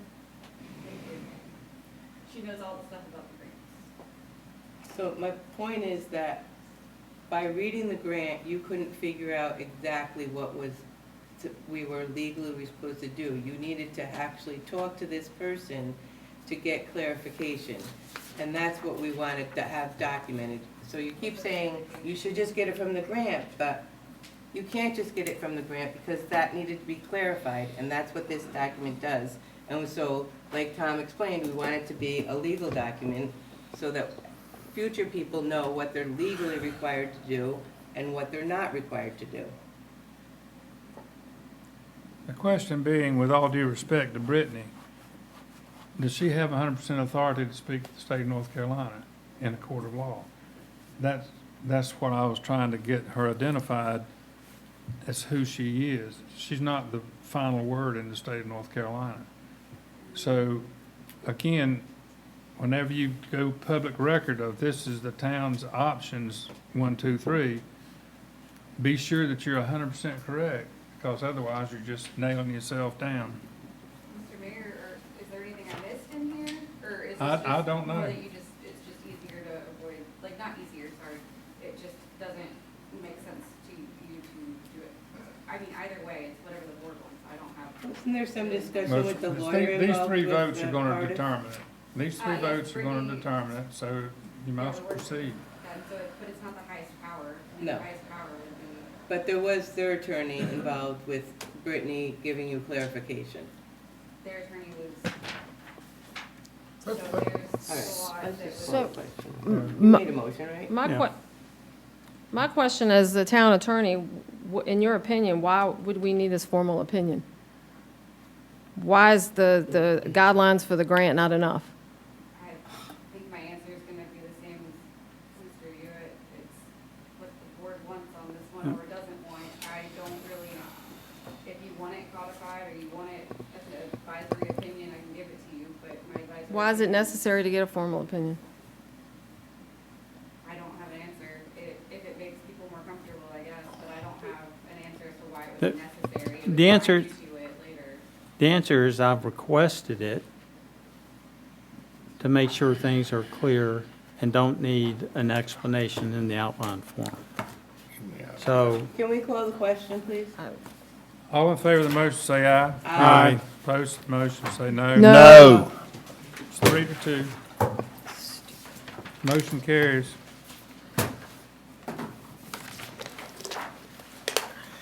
All right, public comments. Anyone want to speak, come to the microphone, give us your name, please.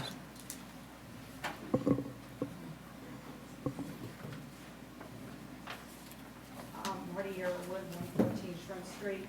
Just a couple of things in the meeting. The open flame thing y'all did, I would strongly suggest if you're gonna do magnets, put them in the water bills. I don't think you can force a homeowner to put a magnet on the refrigerator. I wouldn't ask the rental companies to send their maids or anybody through the house to slap something on a refrigerator in a house I owned if I didn't live in there. That way you give them the option, maybe with an explanation of why you were including this. Pickleball, I think it's a great idea. I did notice on social media twice this summer at least, people were commenting on their children not being able to use the basketball courts because the pickleball people were taking over and there was kind of a sign times or something. I do know one week, about the third week in July, a gentleman said they had even rented property close to the basketball court so their sons could walk, and they were kind of insulted by some older people, and they didn't say anything because of respect for their elders. So I just wanted to put that in there. I also, I want to offer an apology to the Parks and Recreation Committee that's spent an awful long time working on that master plan. To have you guys come in and vote it down immediately, and it seems like you're going back to the master plan as a reference tool. And that's a lot of work. As far as volunteer hours go, a lot of meetings were put into that plan. So I just kind of think, you know, sometimes the guideline's good. It doesn't have to be written in stone. The other thing I want somebody to explain to me, and I guess it might have to be Mr. Clemens, but when y'all are talking about storm water, to me that's water after a rainstorm or a hurricane or something else. The flooding in the canals, to me, I've been told that's tidal. You don't have to have a huge rainstorm to get flooding in the canals. You can have a king tide, and you can have more flooding in the canals than what that hurricane put in there 2 weeks ago. I don't understand why flooding in the canals is considered a part of the stormwater plan. I think that needs to be looked at as something different, because I don't think you're gonna stop some of these tidal floods. You know, you bought in a canal, and if you have a king tide and it's gonna come, you know, 7 or 8 feet above, you're gonna have flooding. It's not stormwater. So I think somebody needs to kind of maybe explain the difference to me. Thanks. Anyone else want to speak? If you would raise your hand, be recognized. Anybody? Last call. Mayor's comment. I just thank everybody for being here tonight. Been a long time. What time is it? 8:08. Been here 3 hours and 8 minutes. Mr. Tom, you've got the floor, sir. Sure, same thing. Anybody still with us? Thanks for sticking with us. It's the way the government operates, and once again, we're here to serve. Thanks. Mr. Smith. Mr. Mayor, I would like to thank our staff, Jana and Tim, and for getting the hard work they did with the National Weather Service to get us the recognition we did. I want everybody to be mindful that we've got a festival by the sea at the end of the month. Hope everybody comes to our wonderful island and enjoys this beautiful place while we can. It's just terribly disheartening to sit and watch our hard work that we've done in years past go away.